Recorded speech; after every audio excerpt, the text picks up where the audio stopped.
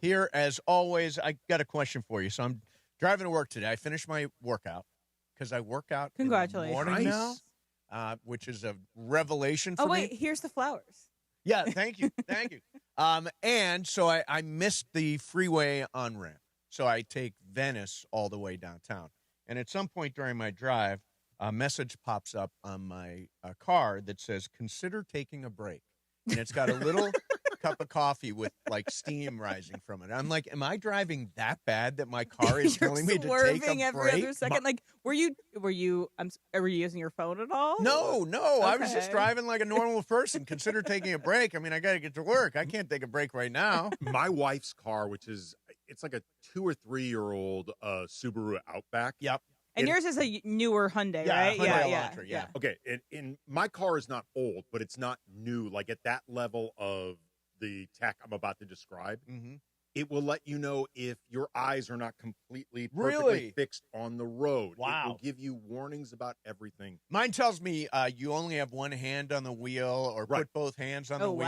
wow. My wife's car, this Subaru Outback, judgy as F. Yeah, I feel scolded. I hate And driving it's like, her car. you're Yeah. gossiping a little too much. Yeah, like, no, you're being yeah, a little, exactly. like, you'll say, you're being a little too mean to Andy. Well, the worst part of it is when I'm driving the car with her because she never wants to drive anywhere. So Yeah. if we go somewhere together in her car, I'm usually driving.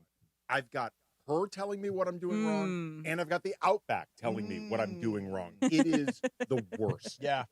So yeah, you had two people. That's annoying. Okay, so your shirt is interesting. We should bring that Oh, up yeah. when we Tom might talk Cruise, Mission about. Impossible: The Final Reckoning. You always have these graphic tees. I wore this shirt specifically. Because I hate Tom Cruise. Yes, I did. It was a bit. Okay, You hate okay. Tom Cruise? I just don't. Okay, I think I don't have the built-in love and admiration for Tom Cruise Yeah. that a lot of people of a certain age have because they grew up watching him and he was their movie star. Right. And I don't think that I have that, so I kind of look at him from a different angle, which is I don't think he's that good of an actor, and I think he's always over the But top. he and loves the movie. He likes movies on a screen. He's like one of the last big movie stars who says, yeah, my stuff isn't going to stream. It's going to be in a movie theater on a great big screen. That's great, and I don't think he's the only one saying that. He might just be the loudest, Some most famous directors voice. are doing it, right? He's one of the That's few fair. that has the clout to make it happen. Exactly. That's So the difference. that is something I do like about Tom Cruise. Plus, he does his own stunts. But the thing is, I don't want to see his movies. Like That's me, the thing. don't I wanna see also his do my own movies. stunts, by the way. You do your own stunts. I do. And unlike Yeah. Tom Cruise, They I might don't not be come alive successful. unscathed, Yeah. But like, exactly. here's the thing, though, and this is the age gap between like me and Mace versus Yeah, you. yeah. When Tom Cruise was coming up and establishing himself as an actor, he was doing more actory things, Yes. working with directors like Scorsese and Yeah. Coppola and Oliver Stone and Rob And now Paul he's Thomas just Anderson. in Paul the Thomas Anderson. Mission Impossible Well, this- universe. Well, this shirt, to be perfectly honest, I wore it a bit of a troll. of a bit, but yeah. also, my wife works in TV and movie advertising. Yes. This was swag. Oh, okay, Right. got it. And then he's Got going to it. do the Inarritu movie coming up Yes. called Yeah, Digger. Digger, yep. And I'm sure. Have you ever seen the movie that he did? What's it called? American. I do like Magnolia. American Made. American Made. Yeah. It's really good. It is really Okay. good. That's the one where he's a drug runner on the Right. plane. Is, yeah. is he good at it? Yes. He's good in it. Yes. Okay. By the way, Edge of Tomorrow is another Yes, one. that's Edge a of lot of Tomorrow fun. is a Okay. terrific movie. I haven't seen like Collateral. I haven't seen Oh, Edge of Collateral Tomorrow. is then fantastic. honestly, respectfully, Emily, you are not in a position Yeah. But I did- to judge Tom Cruise. I did. I've watched Jerry Maguire. I thought he was bad in that. I What? thought he was really bad What? in that, like over He the was top great too in much. that And then I movie. saw A Few Good Men. I didn't think he was very good in it. I thought It's it was fine. miscast. It's He fine. has no It's not, chemistry. his character isn't the thing. He has no chemistry with any woman he's ever been in love with. That's one thing. Rebecca Oh. De Mornay in Risky Business. Oh, yeah, Rebecca. They have And that's a great- good point. On Actually, the train I think he and Renee Zellweger. No. That I Oh, they do. laughed She- at. You happy at hello? I was like, No, that's the line you have. I he- thought they had no He chemistry. completes her. He completes her. Yeah, I didn't realize there was this time. You know, I think, who else? Somebody else around here can't stand Tom I Cruise. think it's just me. Is it just you? Emily's And I'm just complained been very about it loud. enough for two. So I'll tell you, this is my Tom Cruise story, why I have like this this connection with him. So when I was so Risky Business was out Yeah. when I was a senior in high school. And at the end of that movie, he winds up going to the Ivy League. But at one point he says, screw it. He says the F word. Screw it. I think it's Illinois. University of Illinois. University of Illinois. Sure. And I was accepted at Yale and Northwestern and ended up going to Bowling Green. And I was like, F it, Bowling Green State University. Okay. So I really identified with that moment. You felt like the character. Sometimes you got to say, what the F. By the way, I also looked really good in boxers. And Ray-Ban. In that time. I'll yeah, let exactly. Juan be the judge of that one. Yeah, American-made. Picture if his Top Gun character had completely washed out of the military, had no other skills, and therefore went into this, like drug running via plane. It's really good. It's a very fun movie. He's very good in it. Yeah, I think you're okay, so what we're going to do... Your reference for Tom Cruise is... I've watched all the movies you say are great. It's not broad enough. You just said you didn't watch Collateral. You haven't watched Collateral, the Michael Mann movie? No, He's great in that. I watched Heat. It's fine. You're not a Michael Mann person either? Heat's fine. Heat is great... Everybody freaks out over Heat. Anyway. Heat is unbelievable. All right. Emily... I don't trust her before the growl takes. Yeah. Coming up next for you, we are on YouTube. We are on the radio. We are on the app. Stick with us. Trade every play with Robinhood. Visit Robinhood.com/predict. That's Robinhood.com/predict. Futures and cleared swaps trading involves significant risk and is not appropriate for everyone. Event contracts are offered by Robinhood Derivatives LLC, a registered futures commission merchant and swap firm. Hey, it's DeMarco. If your routine is feeling a little predictable, it might be time to mix things up. Hendrick's Gin is uncommonly crafted with cucumbers, roses, bringing together artistry and imagination for a flavor that's anything but ordinary. No other gin tastes like Hendrick's Gin because no other gin is made like Hendrick's Gin. Discover your new favorite serve at hendricksgin.com. Please drink the unusual responsibly. Hendrick's Gin, 44% alcohol by volume, imported by William Grant & Sons, New York, New York. Ah, the Internet, a place where your curiosity can flourish, unless online threats stop you. The Internet is wonderful, but you need to protect yourself online. Protect yourself online with NordVPN. NordVPN encrypts your browsing. Its Threat Protection Pro feature helps you block malware, avoid phishing, and stop digital trackers. Get the best deal at NordVPN.com. A SoFi personal loan is here to help you achieve something once thought impossible: overcoming high-interest credit card debt. Walk the tightrope of your finances with one low, fixed-rate monthly payment, no fees required, and as soon as the same-day funding. That's right. Pull off your own debt-defying stunt with a SoFi personal loan. Visit SoFi.com/trick to learn more. Loans originated by SoFi Bank, N.A., member FDIC. Terms and conditions apply. NMLS 696891. Hi, this is Sean McVay of your LA Rams. The Rams play here. KSPN, Los Angeles. 710 ESPN. A good karma brands radio station. ESPN 710, Los Angeles. Sports. And it is the biggest show on the radio. Mason and Ireland is on for your Thursday afternoon. Ireland, best show on the radio. Here we go, Thursday, the 29th of January, 2026. The Hall of Famers are on. At least one's here. Steve Mason's here, sitting in for Johnny I, who's on the road, now from Cleveland to Washington, after just a, well, let's let Chuck describe it, huh? Welcome home, King. Glad you're back home. Now take this ass whipping with you back to L.A. Andy Kamenetsky, sitting in for Johnny I. Well, you know he does that Locked On Lakers thing, so he will be in-depth, intense, and interactive about what happened last night in Cleveland. Maybe. And producer Emily's here. Producer Brian Cohen. The social team in the back end. Let's do it for a Thursday. Bronny steals it. Here's Bronny on a breakaway. Here we go. Slam dunk. And the crowd comes to its feet. And his daddy's going, that's my boy. Yeah. So with that said, let's get this going. The biggest show on the radio. Mason in Ireland. Oh. Your Thursday afternoon right now. Good afternoon. Andy Kamenetsky's in today for John, who is on his way to D.C., which is a... you probably spent a lot of time in D.C., right, Em? Yes. Yeah, I spent a lot of time there this past winter. It's in your neighborhood. So I've not been to D.C. This is true.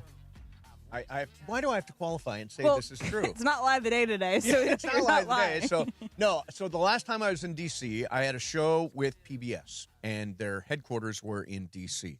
and it happened to be the day of the 2000 election. And I remember very clearly the weird thing about D.C. is like cab drivers were saying, I think Bush is going to carry Florida, stuff like that. Bartenders, everybody had an opinion. And at the end of the night, nobody knew nothing. And I walked out to the Lincoln Memorial, and I was like, this is kind of awesome being here at this moment when America is on the cusp of something. Okay, I have a similar story to that, but it involves this station. Okay. And at the time, doing Lakers pre and post. Yep.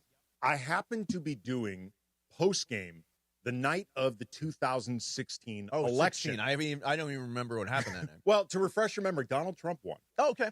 It was the first election of Donald Trump. Okay. And no matter how you felt about that, I think we can all agree the idea of Donald Trump becoming so president. Many jokes, but I'm not going to do it. It's surreal. Like Right. the idea that Donald Trump was about Yeah. to become president of the United States was surreal, regardless of how you felt about it. So I was inside Staples as the game was being played, and everyone's paying attention to the election. Sure. Nobody's paying attention to the post-Kobe baby Lakers Yeah, the in baby this Lakers. meaningless game against the Mavericks. Everyone's paying attention to this. All of a sudden, the mood through the arena and the media areas, Donald Trump is about to become president. Yeah, yeah. I go into the Lakers locker room afterwards. All the players, even these young players, are kind of like, wait, what just happened? Yeah.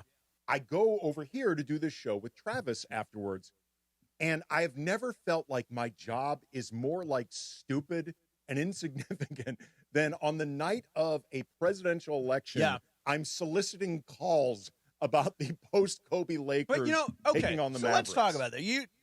This is a place where, like, for example, I've not used the word Trump on the show in years because I just don't believe that that's what we're here for. I'm not saying that you went there, but that's not what we're here for. This is supposed to be the fun and games department, and so it is the fun and games department. And I always say, if you want the rest of the stuff, there are a whole bunch of channels all over the place that you can get it. But but the Lakers are in the Washington coming up. But the Lakers are in There we D.C. go. There we go. It's a long way to say John is on his way to D.C. for the Lakers and to he's play going to Washington go see the tomorrow. monuments, which are still really beautiful. He'll do his monuments walk. Exactly. He'll tell us about that afterwards. Yeah, I'm going to be in for Beto tomorrow for pre and post with Lakers Wizards, so I'm sure I will get a rundown from John of about the each monument story. Yeah, he knows the story of each monument, each of which he will tell you right now.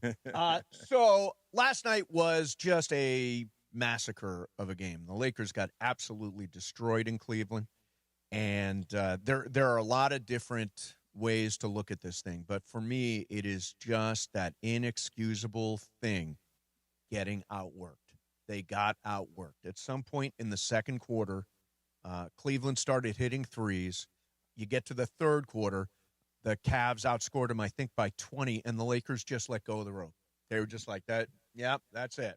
I think there was a lot going on in this game that was very repeated. Like, we've seen this team, the lack of athleticism, the lack of speed, the lack of defense, the inability at times or unwillingness at times to really work to get those 50-50 balls, the inability to guard the paint, vulnerable off turnovers, all of those things. These are a repeat of what we've seen. It was also singular, too, because I think a lot of what was going on was connected to LeBron's emotions from being in Cleveland in ways that I don't think LeBron expected. Yeah. I think LeBron was taken aback by how much he felt after that tribute. Sure. And I think it threw him off the rest of the game. And LeBron had, I would argue, one of his very worst games as a Laker. So wait, you say that. So we got reports yesterday that Brian Mentor said on the Sedano Cap show that they weren't planning to do a tribute. Yes. And they do the tribute not typically where they do it, which would be at the beginning of a game before they hit the court, before Correct. maybe before they did play it the was- games. This was mid-game. Well, they did in the first quarter, actually, and the Cavs couldn't have planned for this, but this was while Luka was walking to the injured. locker room Yeah. after falling off the court, which is So a strange thing. Are you saying that there is maybe some funny business done by the Cavs to throw LeBron off? I personally think it was a sneak attack. It's like, let's throw LeBron off his game by rolling this emotional reel on the big Emotional Diamond sneak Vision board, emotional sneak attack. Let's throw him off his game, and it absolutely worked. Here's what it was. It was a brilliant long and short-term play because, as Dave McMenamin and others have reported, like the Cavaliers may be interested in a third go-around with LeBron this offseason. You know, LeBron finished his career with the Cavaliers, so they recruit him through that video, remind him of all the feels, make him thinking about Cleveland. So long-term, it's a play, but also short-term for this game, they throw LeBron off. Crafty work by the Cavaliers. Excellent work. Excellent work. Now, I got a question, and we'll get to the LeBron of it all, and we'll unpack that. What is going on with Deandre Ayton? He is so consistently inconsistent.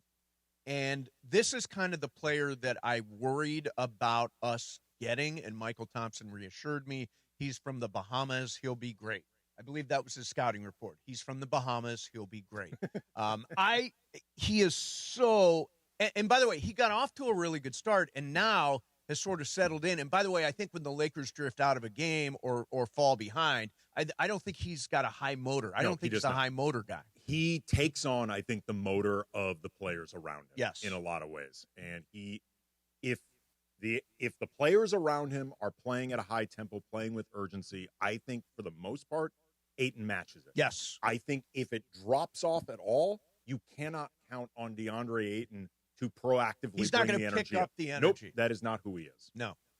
And I know that Sedano brought this up yesterday in Sedano and Cap, but it was the idea that, like, all the time at all of other spots, you've seen people get really frustrated with him because he has so much potential, but he isn't able to bring it to the court. He's a former number 1 overall pick, was picked above Luka in the same draft. Yep. And has been on, his third or fourth team at this point in time?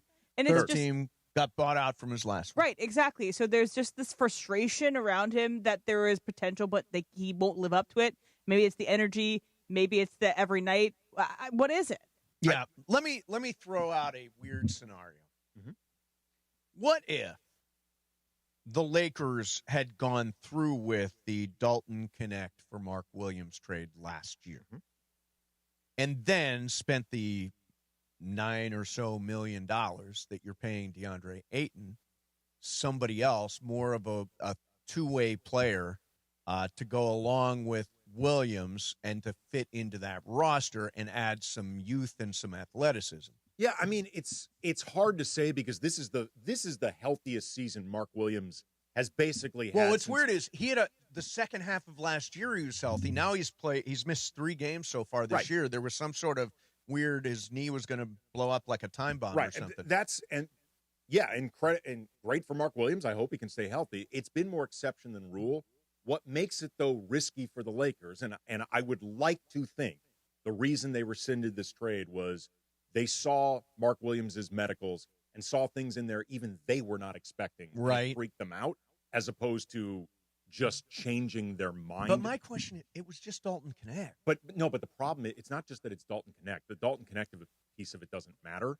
There was a pick. Well, there was there a first-round pick going out in that trade? But even more than that, you were in a position where you would need to extend Mark Williams. You have to extend him. And if you see things in his medicals that have you worried about that extension, I would like to think that's what did it, as opposed to, because if Pelinka just changed his mind, that's bad business. It is weird. It still sits, and now Dalton Connect, if you look at it, the last couple of drafts, I mean, Jalen Hood-Schifino, Dalton Connect, when you look at teams like OKC, they seem to have waves of young, athletic guys. And because we've not hit it in the draft for the last couple of cycles, we don't have those young, athletic guys. They don't. I mean, the Lakers often don't give themselves many cracks at that apple because they're not that interested in developing players. They often don't have the patience for it. They're willing to. But it worked with Caruso, worked with Max Christie. Right.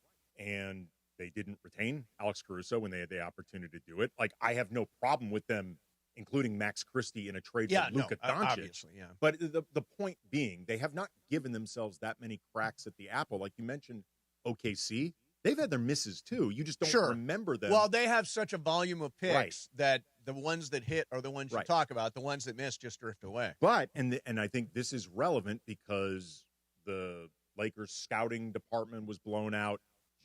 Jesse Buss, Joey Buss fired. It was very heavily implied by some statements from Jesse Buss upon their firing that the last couple seasons they were cut out. They were cut out of the loop. And, there's been some reporting that backs what Jesse says. Yep. Those last 2 seasons are the 2 seasons where the Lakers have had no hits at all.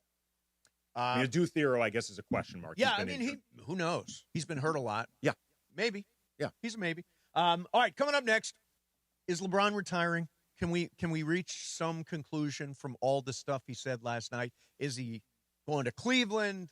Is he staying with the Lakers? All that stuff will divine. Is that the correct use of the term? Divine what he said last night when we come back next. Decipher? I like decipher better. Mason in Ireland, Andy in for John, 710 ESPN. And it is the 15-minute mark right here on 710 ESPN. On the all-new ESPN LA app and on YouTube at ESPN Los Angeles. The 15-minute mark on 710. Fueled by Valvoline Instant Oil Change. In that time it took to hear your favorite takes and all that fun and frivolity, you could be pulling out with a fresh oil change. No waiting, no appointment, just in and out in about 15 minutes. Bam! So you've got more time for what matters. Visit SoCalOilChange.com. In just 15 minutes, you can boost your vehicle's performance and save money while doing it. Visit SoCalOilChange.com now for value pack coupons and keep your car and your wallet running strong. The 15-minute mark on 710, made possible by Valvoline Instant Oil Change. Hey, bro, weirdest thing is happening at the game. This guy sitting next to me says, "You're our good luck charm. Every time I crack a Bud Light, we score a touchdown. Now his entire family wants to buy me Bud Lights. I think I'm some kind of a football prophet. Talk soon. The team needs me." Anything for Bud Light, the official beer sponsor of the NFL. Stock up today. Enjoy responsibly. Copyright 2025 Anheuser-Busch Bud Light Beer, St. Louis, Missouri.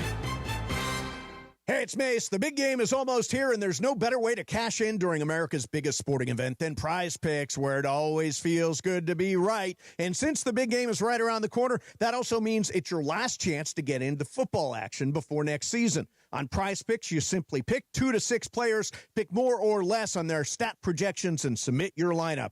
Prize Picks also has early payouts. If your lineup gets off to a hot start, you now got the option to cash out those winnings before the game even finishes. You can also copy lineups with one click with the new social feed. Don't miss any of the action this season with Prize Picks, where it's good to be right. Download the Prize Picks app today. Use code MACE, M-A-S-E. $50 instantly in lineups when you play your $5 lineup. That is code MACE on Prize Picks. $50 instantly in lineups when you play $5. Prize Picks, it's good to be right. Got to be present in certain states. Visit prizepicks.com for restrictions and details.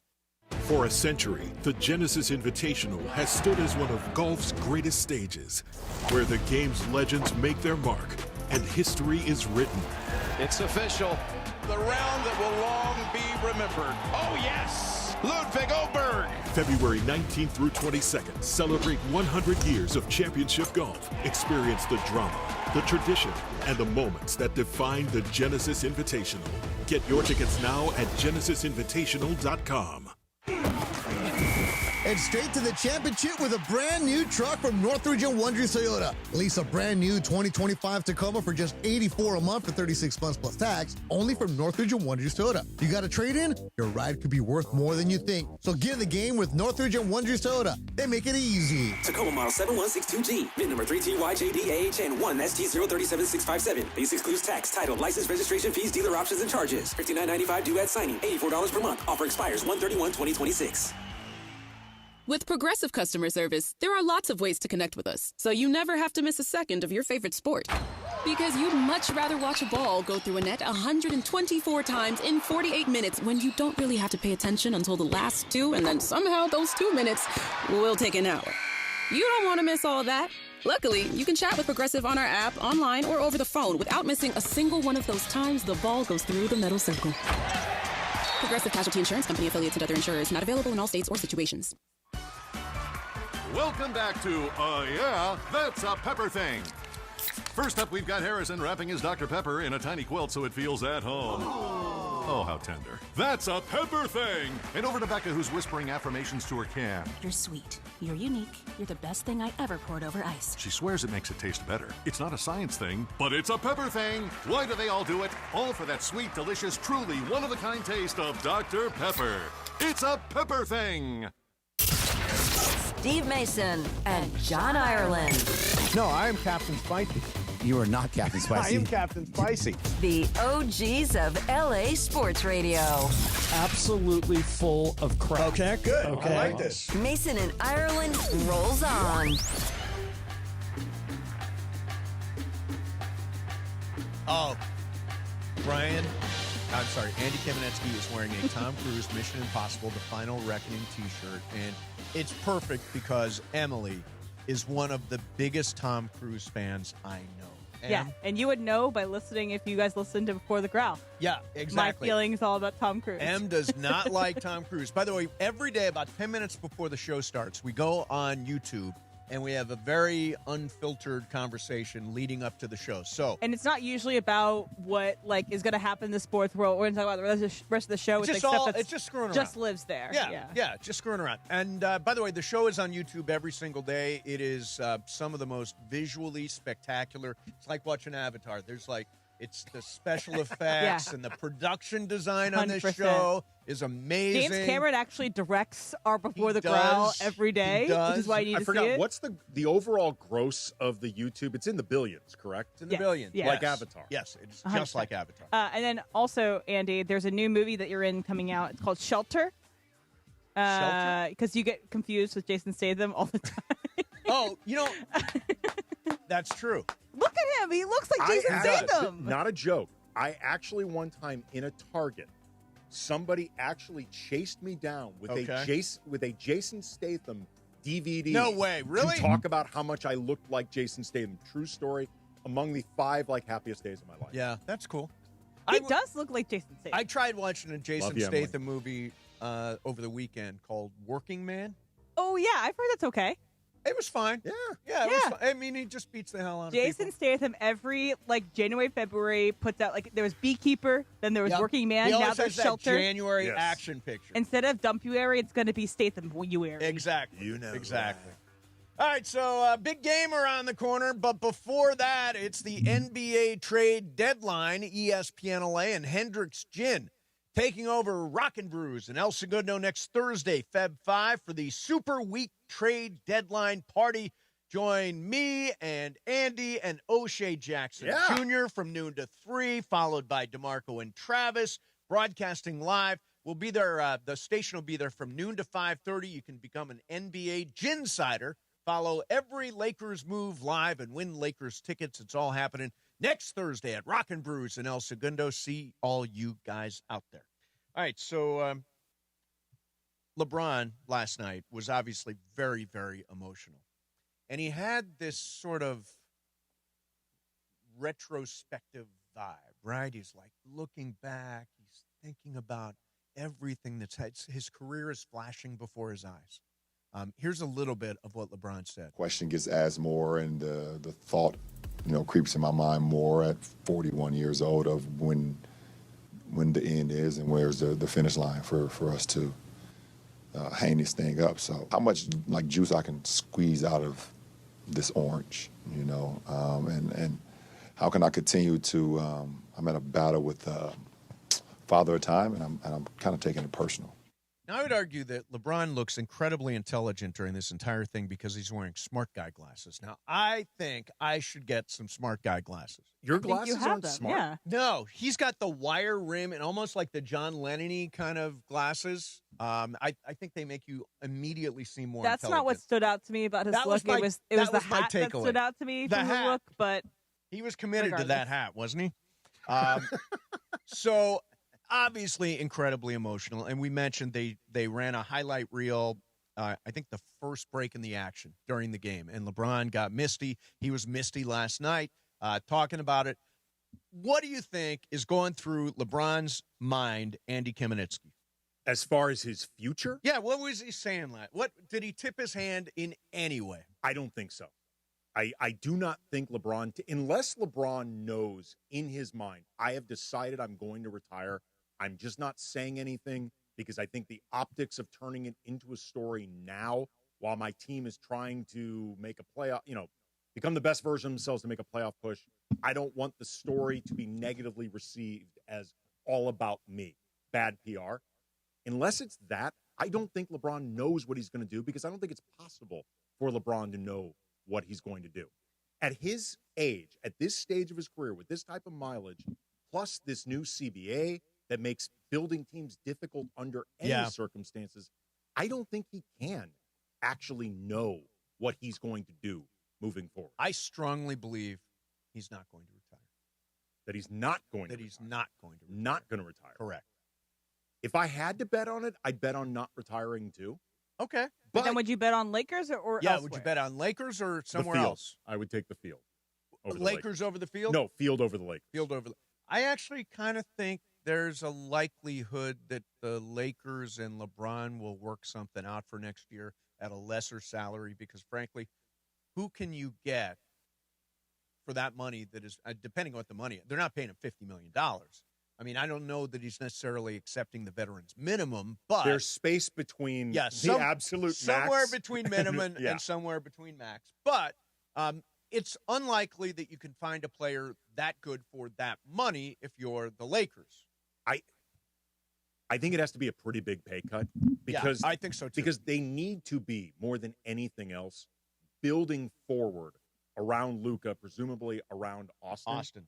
LeBron may help, but he's not a forward-building move.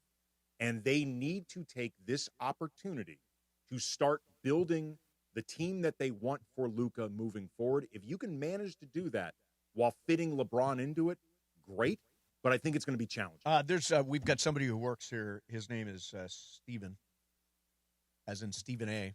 Here's what he says about LeBron. Because I don't think this is his last year. I think that he's, his makeup is of the mindset that, when it's his swan song, he wants to announce it before the season so he could be celebrated for the duration of the season as opposed to in an impromptu fashion at the last minute, I'm hanging it up and, put a tweet on X or whatever it is that this is all over. I don't think he's going out like that. I think that he's meant too much to the game.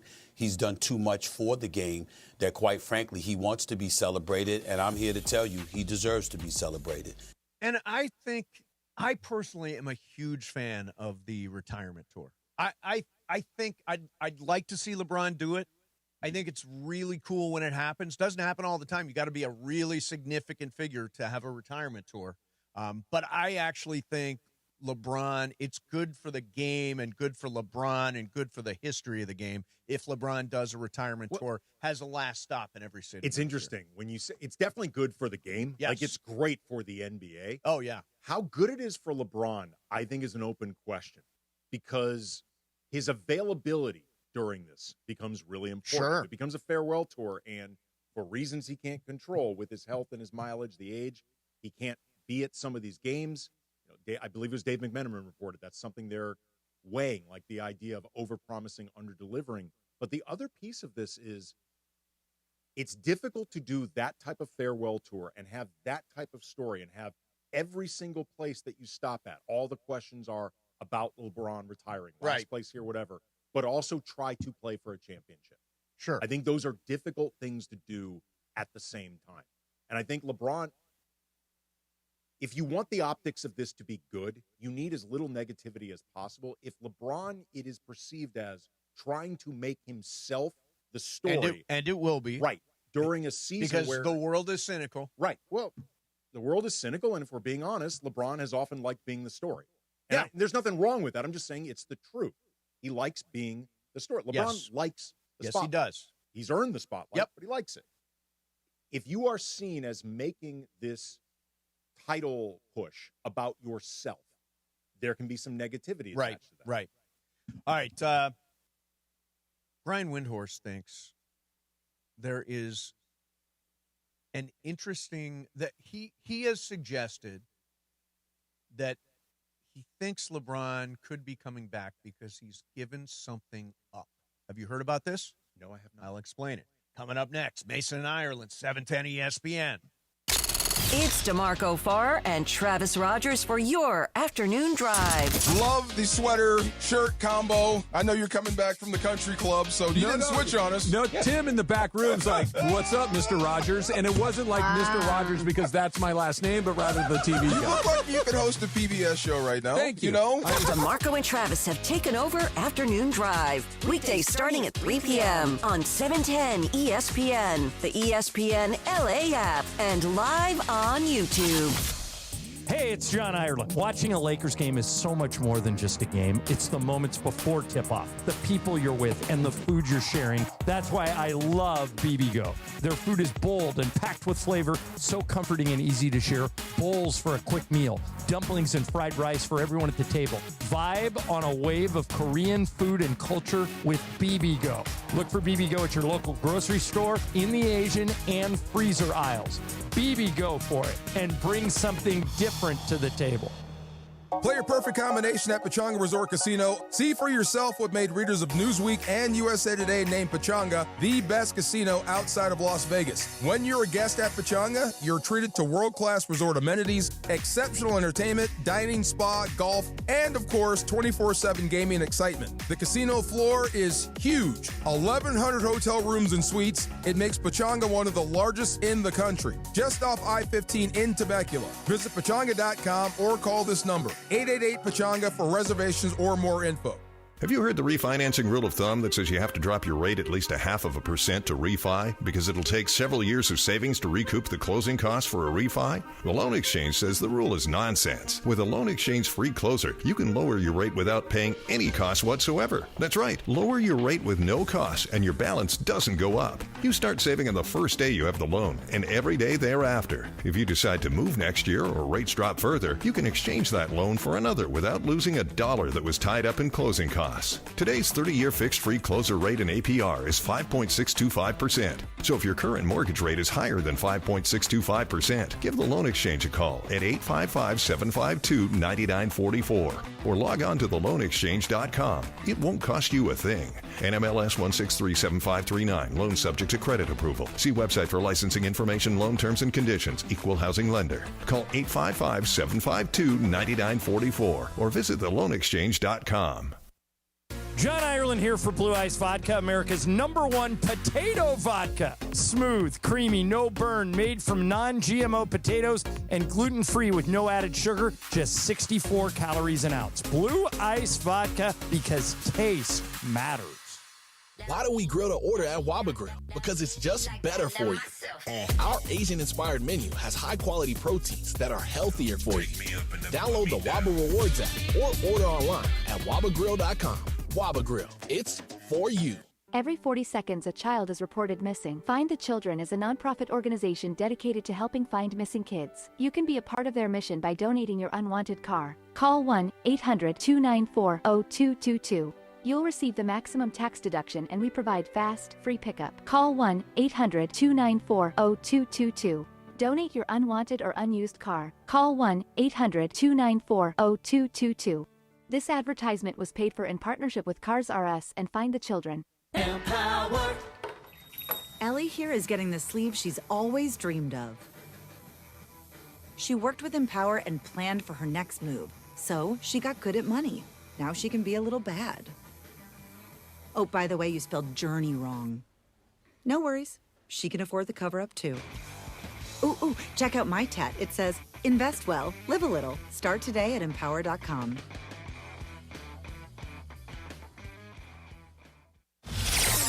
The OGs of LA Sports Radio. We talked about it, about switching Mason Ireland to Ireland, and Mason Oh my God, that just wouldn't and even Mason sound right. lost his mind. Oh, yeah, No, that's why I made $1 more than he did. He makes $1 more than me. We negotiated that 30 years ago. Yeah, and it's worth it every single year. Mason and Ireland, right now. It's me.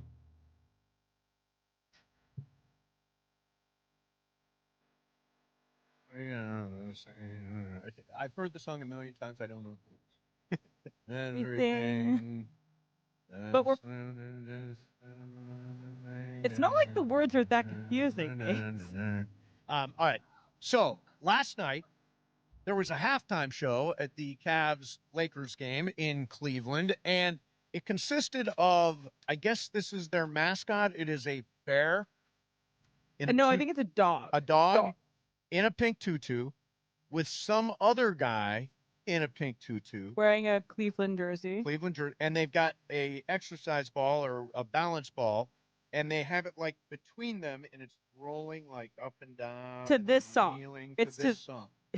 Because nothing fires you up at halftime.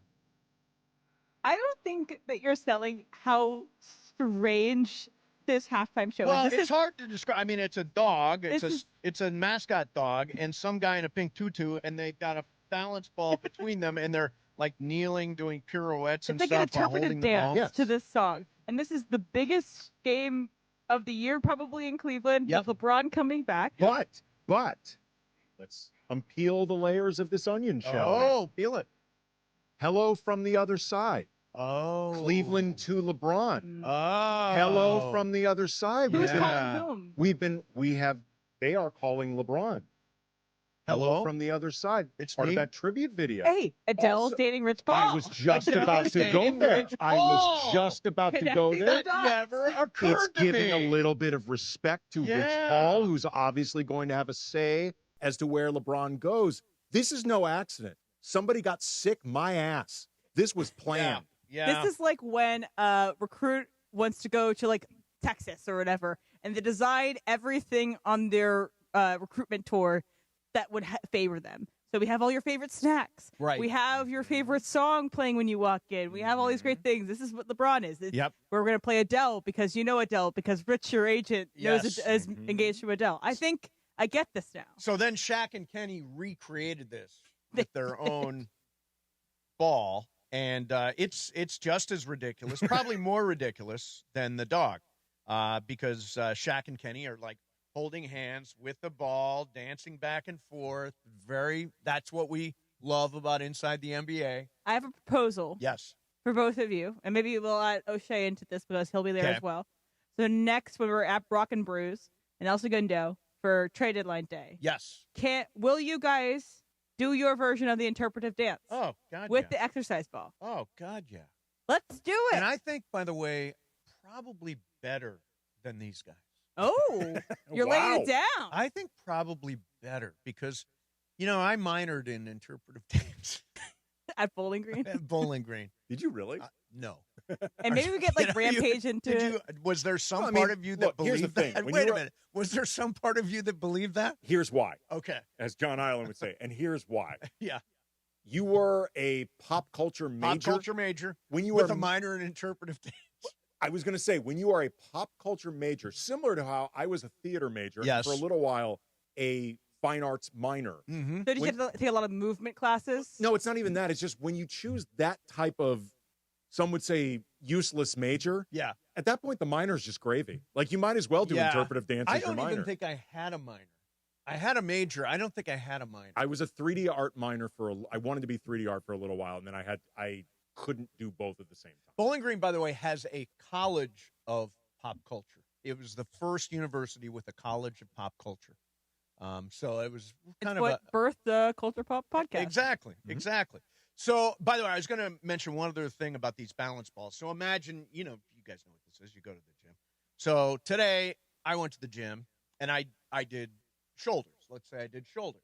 LeBron, have you seen the video of him kneeling on the exercise ball and like doing, he's doing all of his weight work while kneeling on that ball. It's so staggering the amount of core he must have. I was going to say, that's how you work your core. That's how you strengthen your balance. That's how you strengthen your shoulders. Yeah. That is how you manage to play NBA basketball at 41. Yeah, it's incredible. And, of course, last night I had a terrible night. That was one of his worst games. I thought one of the worst games of the year for the Lakers. They got absolutely blitzed. And no energy. Fell apart late in the second quarter. Cleveland's threes started falling. Offensive rebounds. You can't allow that many offensive rebounds. No, they were beat on so many 50-50 balls that were gettable. Unless for the Jared Lakers. Vanderbilt's out there. Vando is going to get that 50-50 Vando ball. is a madman. God, with if that he had stuff. if he could finish at the rim last night, blew a layup or two. Yeah, but that's mean, how he gets the offensive rebounds. A true. lot of them are his own misses. His own misses, yeah. But he does fight for his own misses. I was like, that's the Angel Reese special. Oh yeah, that's what people accuse Angel Reese of. But I don't think Vando is Vando, doing this on purpose. Vando has no. It's a shame, but he has no offensive game. Not really. No. Yeah, he does not. But he does bring energy. He brings energy. Good defender. He's actually an underrated passer, underrated ball handler. Not a great source of points. So I mentioned this. Wendy says LeBron is taking his health, making it a priority. Listen to what he gave up. He's got to worry about his health, okay?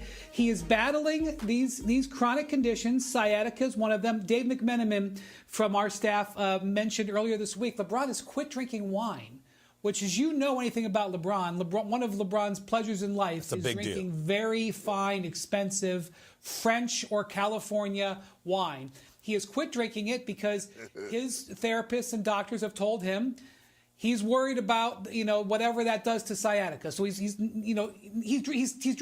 stopped drinking wine. That is not a guy who is ready to go in the sunset. Okay, I'm looking at actions over words. Yeah, I mean, dry January. LeBron is practicing dry January to help his sciatica. I loved Stephen A. just chiming in. Yeah, that's a big deal. Yeah, that's a big deal. According to the AI overview of a quick Google search, alcohol consumption generally worsens sciatica symptoms by increasing systemic inflammation, causing dehydration of spinal discs, and slowing the body's natural healing process. Now, does this sound like somebody who's going to retire? No, it does not. Giving up wine. Or it sounds like somebody who needs to enter a program, one or the other. Yeah, true. Yeah, are you a wine drinker? No, not lately, no. I'm not. I don't understand it. I don't understand. What? I have no, like, smelling it, the bouquet or whatever, and then the swirling and the notes of you got to do that to aerate it in your mouth, and I just don't get it. Like so we went on a winery tour, in Paso Robles, and we had we got one of those limos, and a bunch of us were in there. I was drunk after the first winery. I don't even remember the rest. Well, you know of what? the You're wine. like. Remember the movie Sideways? I am not drinking Merlot. I'm not drinking any effing Merlot. Yep. And that movie brought wine culture like into the forefront for a little while because it's a great movie and it was a hit.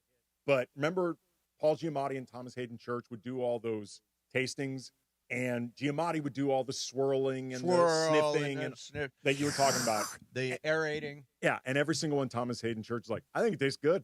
That's you. Right. That's That you. is me, but I also still like to drink wine. It's not like I'm not, I love to drink wine, but I'm also not like, oh, this one's better than this one. I am particular about some things, but not. My go-to is full-bodied and cherry notes. Those are the two things I say after drinking wine to sound smart. How do you feel about oak? Like hints of oak? An oaky flavor with hints of cherry and a full-bodied wine. See, you can talk wine game even if you have no idea what you're doing.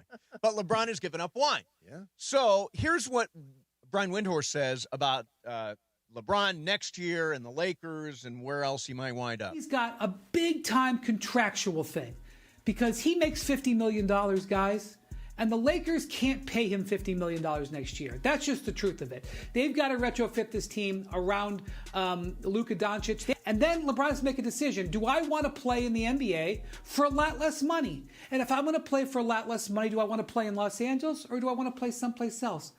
Like Cleveland. Now, Cleveland is interesting because they are the one team, I think, that are into the second apron or right against the second apron. They have apron issues. So it would be difficult to sign LeBron without I'm sure they could do it, but I guess it's a question of he's going to play for somewhere between the minimum and $50 million.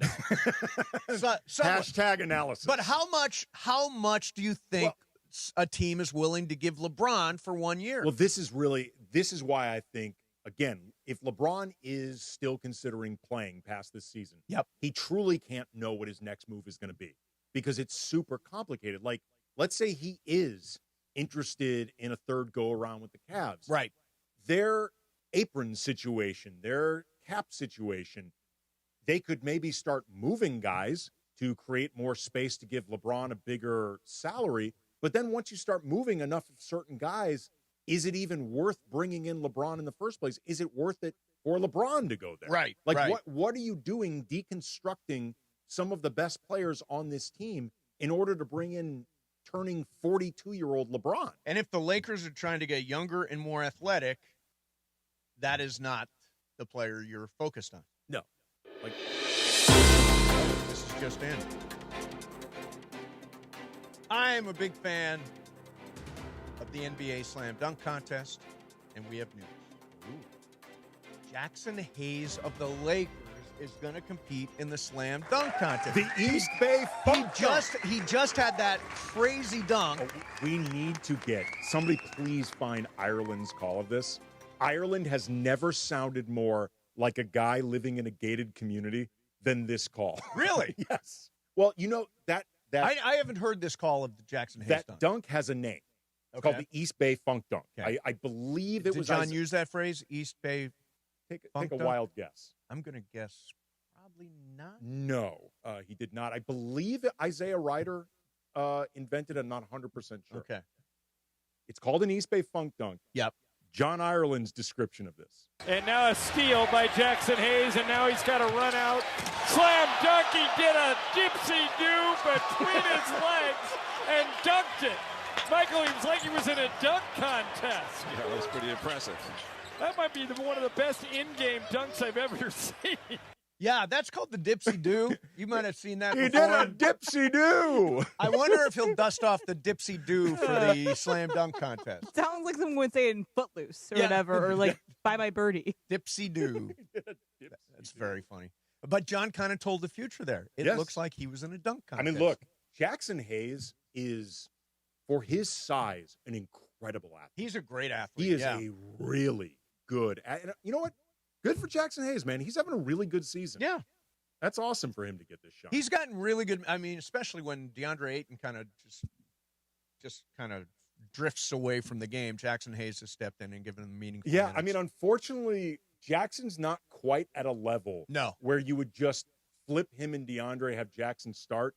He's been really good as a backup. And he brings a lot of energy. Yeah, no, Jackson has been better this year than he was last year, and not even just comparing him as a starting option. Like, he's been a better backup this year than he was last year. The muscle that he put on helps. Sure. Good for him for doing the dunk contest. Absolutely. Man. That'll be fun.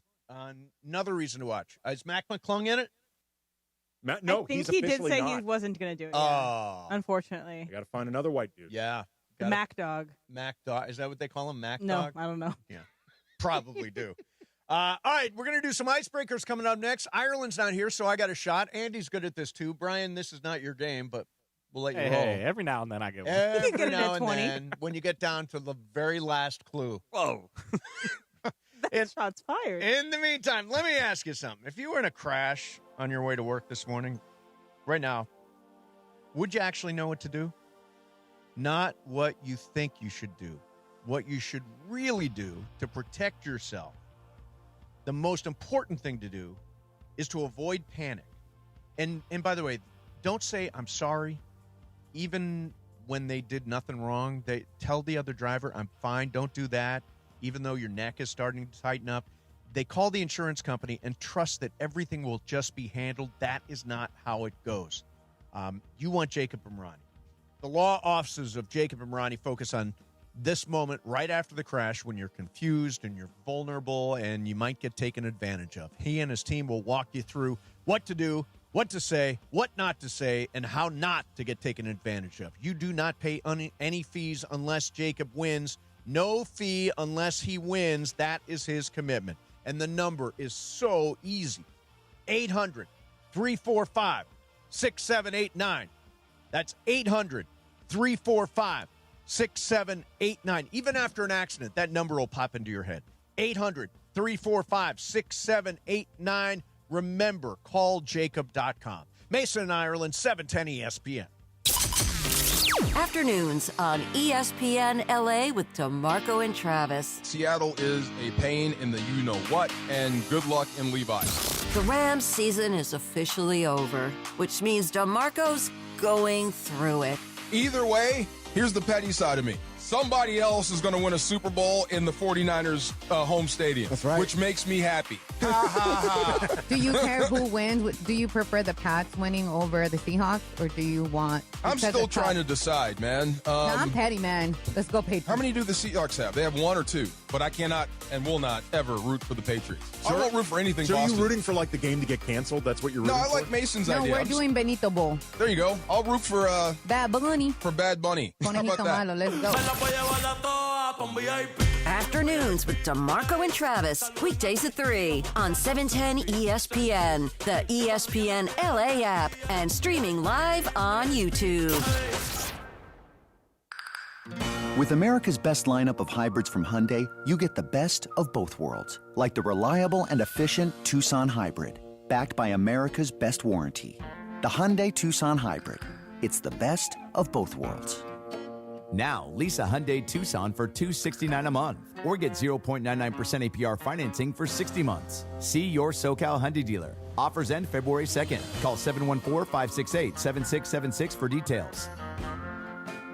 Prizes, flyaways, even cash money. You want it? We've got it. Find a list of all contests and official rules by visiting ESPNLAcontests.com. That's ESPNLAcontests.com.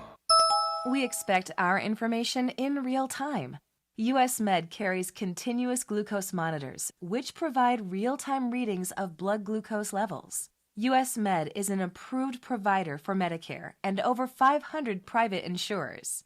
So call 888-665-0696 today for a free insurance and Medicare benefits check as easy as... That's 888-665-0696.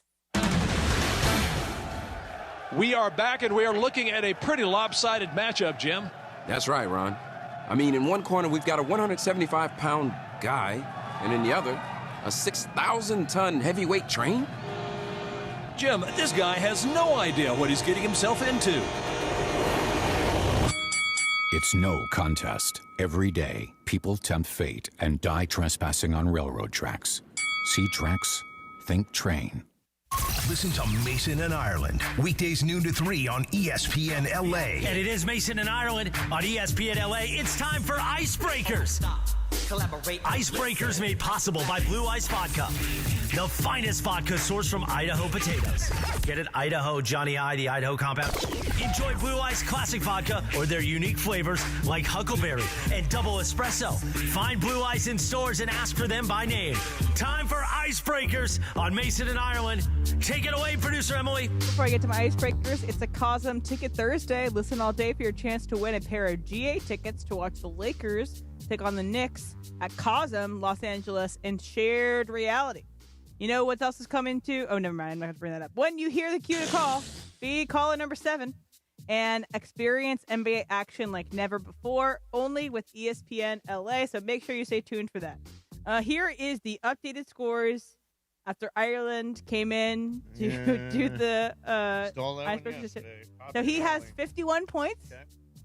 And there are 2 days left. There's today and tomorrow, Mace. Okay. And you're at 33. I can catch it. I can do this. You can catch it. I can do this. You do have to take risks. Yes. You do have to go early. I will go before Brian for sure. And I have a feeling John will be on tomorrow. Oh, he's definitely getting here early tomorrow. Okay. Here it is. For 20 points. I was born in 1954 in New York. 54 in New York. Travis was only 30 years old at the time. For 18 points, I attended Boston University. F Boston, whatever that clip is. F Boston is right. For 16 points, I was nominated for a Razzie Award in 1998. Oh, the 98 Razzies. Oh, that was a big one. That was a big one. I don't know. Maybe keep track of it. For 14 points, I have a brown belt in karate. Does not help me. It's not really forming this person in your mind? No. All right, for 12 points, I had the fastest selling book in Simon & Schuster publishing history.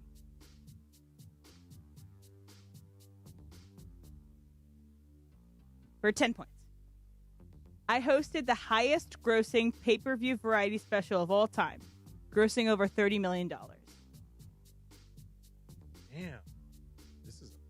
This is really tough. This is not Ryan Seacrest, I'll tell you that. Right, it's not Ryan Seacrest.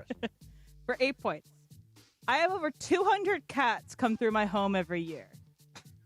Just stopping by, or This person just is a big fan of helping out the animals, and so the animals will come in a lot. This is a tough. Yeah, I'm really For 6 stumped on points. this.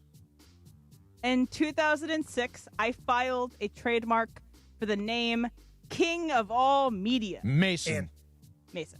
Howard Stern. It is Howard Stern. Yeah. 6 points Boy, for the Mason. rest of this stuff is really tough. 200 cats. What the hell is going on? The book was 200 cats Private a year. Parts. Yes, and I figured like that might have helped you a little bit with the book, but You know what? His performance in the movie Private Parts did not deserve a Razzie at all. He was No, good. Howard Stern is Howard Stern. He was good in the movie. Yeah. Giamatti was amazing. Oh, Giamatti was awesome. That was as his Pig breakout Vomit. role. Yeah, Pig Vomit. I've never seen Private Parts. WNBC. WNBC. You've never seen that movie? No, I haven't. It's fun. It's a fun movie. So, who sponsors the segment? Icebreakers is brought to you by Blue Ice Vodka, the finest vodka sourced from Idaho. Potatoes enjoy Blue Ice Classic Vodka or their unique flavors like Huckleberry and Double Espresso. Find Blue Ice Vodka in stores. Ask for them by name. Blue Ice Vodka, because taste is everything. All right. Let's do this thing, the movie thing. Let's do the movie thing. They've announced, every year they announce. Right. Go ahead. Andy teased us a little bit. So, in Before the Crowd, which again you should be listening to every day. Yep. He talked about how there was a. Oh wait, was it off the air? This or was on? off air. Off air. Oh, okay, yeah, off the air. So then he teased us. All right, you go explain. Every year they put a certain number of movies into the National Film Registry for significance, etc. And by the way, all the movies are not like serious, dour movies. They're movies that had some impact. And I think it's like to create a cultural narrative of like basically if aliens came and found us, here are some reasons what we were. Yeah, these are the movies in the time capsule. All right, so and some of these are obviously, to me, they make perfect sense. Travis Rogers told me The Tramp and the Dog from 1896 is terrific. He was at the premiere. Yeah, he took Susan. Did he take Susan? No, Susan. Yeah, no, he took Susan. I mean, Susan's that's his not one that love. old. Yeah.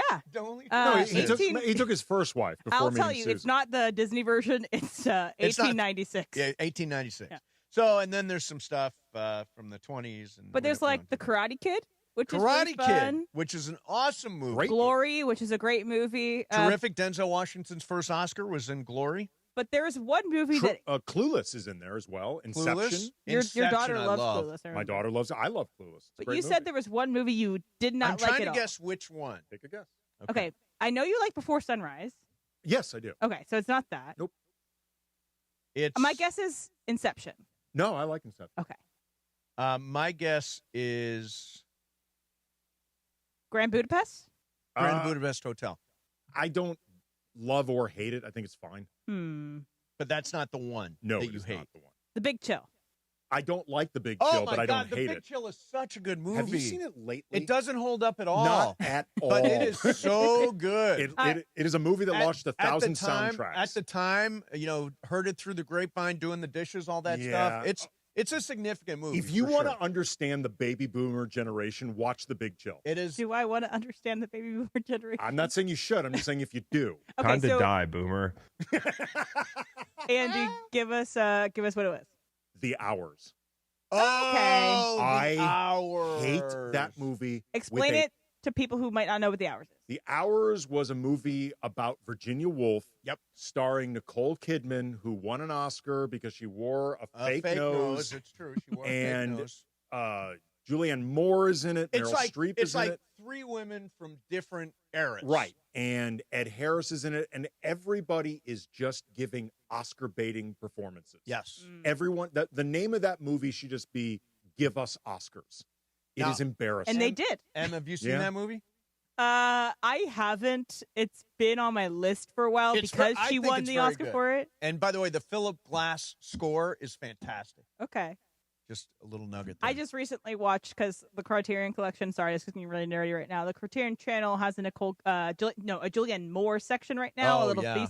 So I just watched Children of Men, which stars Julianne Moore. So good. And The Hours is what they prompted me to see next, and I didn't click on it. Yeah, it's pretty dour.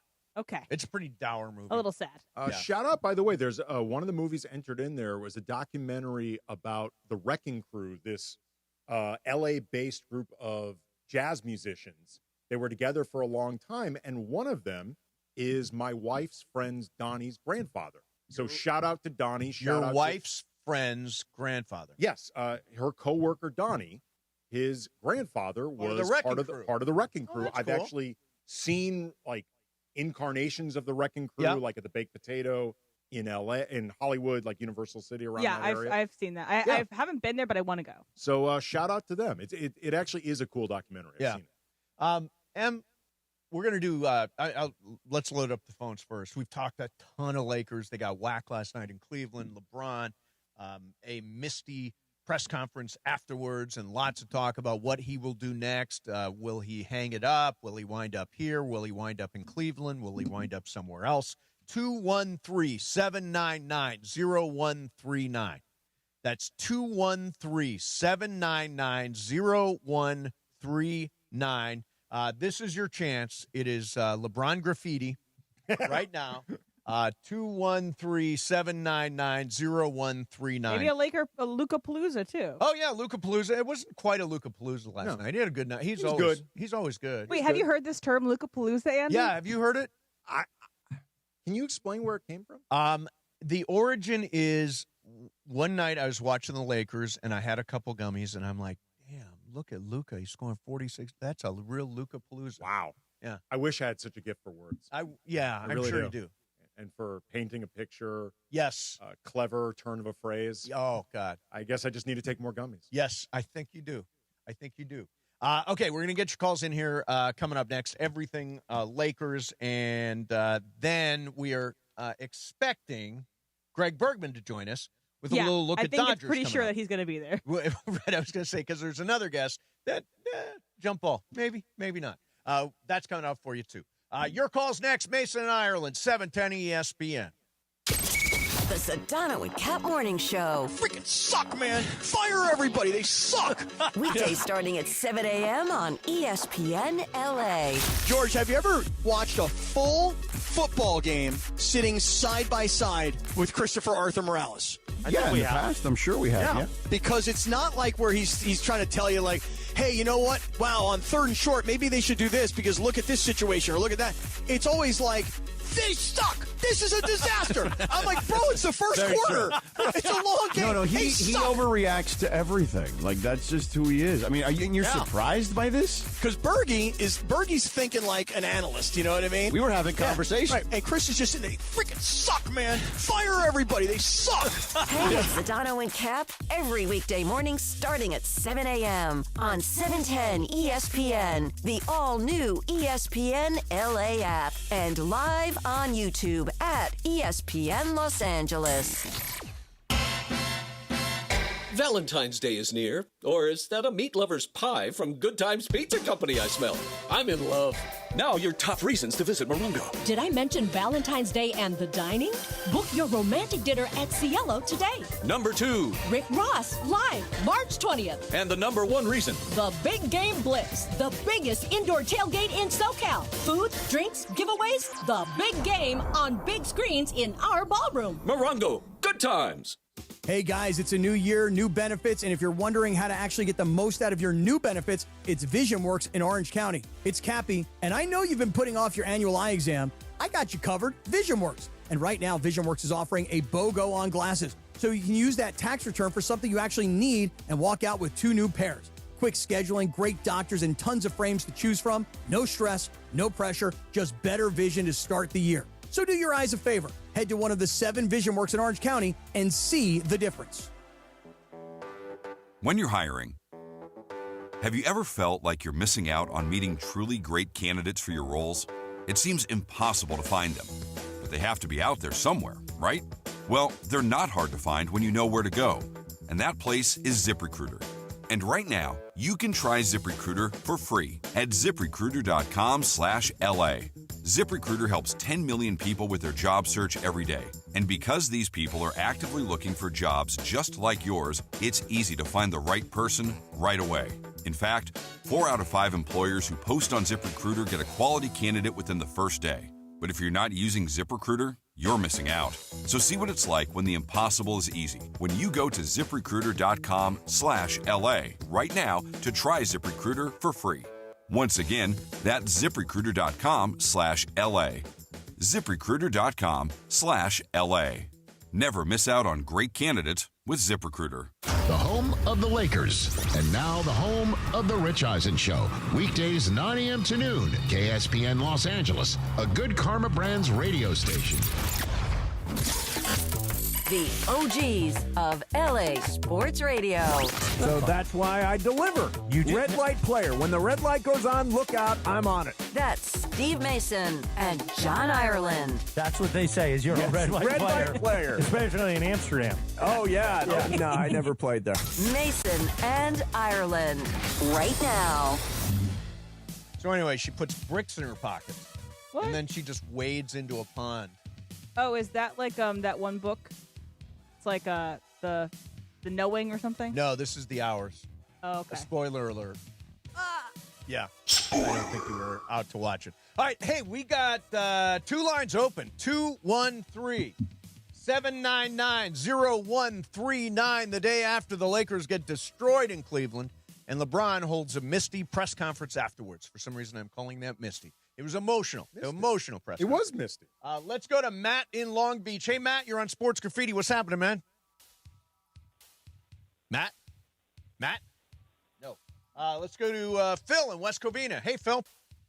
Hey, I got a question. Yes. How many losses are you going to allow Lincoln Riley to have this coming season before you start yelling for him to get fired? It's a very good question. And the answer is 3. What do you think? It's a tough schedule. I think that's a low bar. That's a good number. Okay, yeah. What if his all his losses is Ohio State, Oregon, Indiana, and he still can't get over the hump of beating the big teams that he's supposed to beat. He beats all the teams that they quote unquote should beat, but they're number one recruiting class. Come on, Mace. Well, I mean, you got to beat one of those guys. The trick is you've got to develop a recruiting class. The thing I like is they've got a third-year starting quarterback, which I think is going to make a huge difference. But ultimately, game on Halloween, home to Ohio State. They go to Wisconsin. They go to Penn State. They've got Oregon here. They've got... Is the game on Halloween one of those marquees you just mentioned, or are you just saying it's tough to play on Halloween? No. Ohio State is at the Coliseum on Halloween. And all my fraternity brothers want to come out for the game. I've been hitting up Deshay over in the he works with all the teams. The Bowling Green crew? Yes. Peach and Flash. And Mo and Curly. Yes.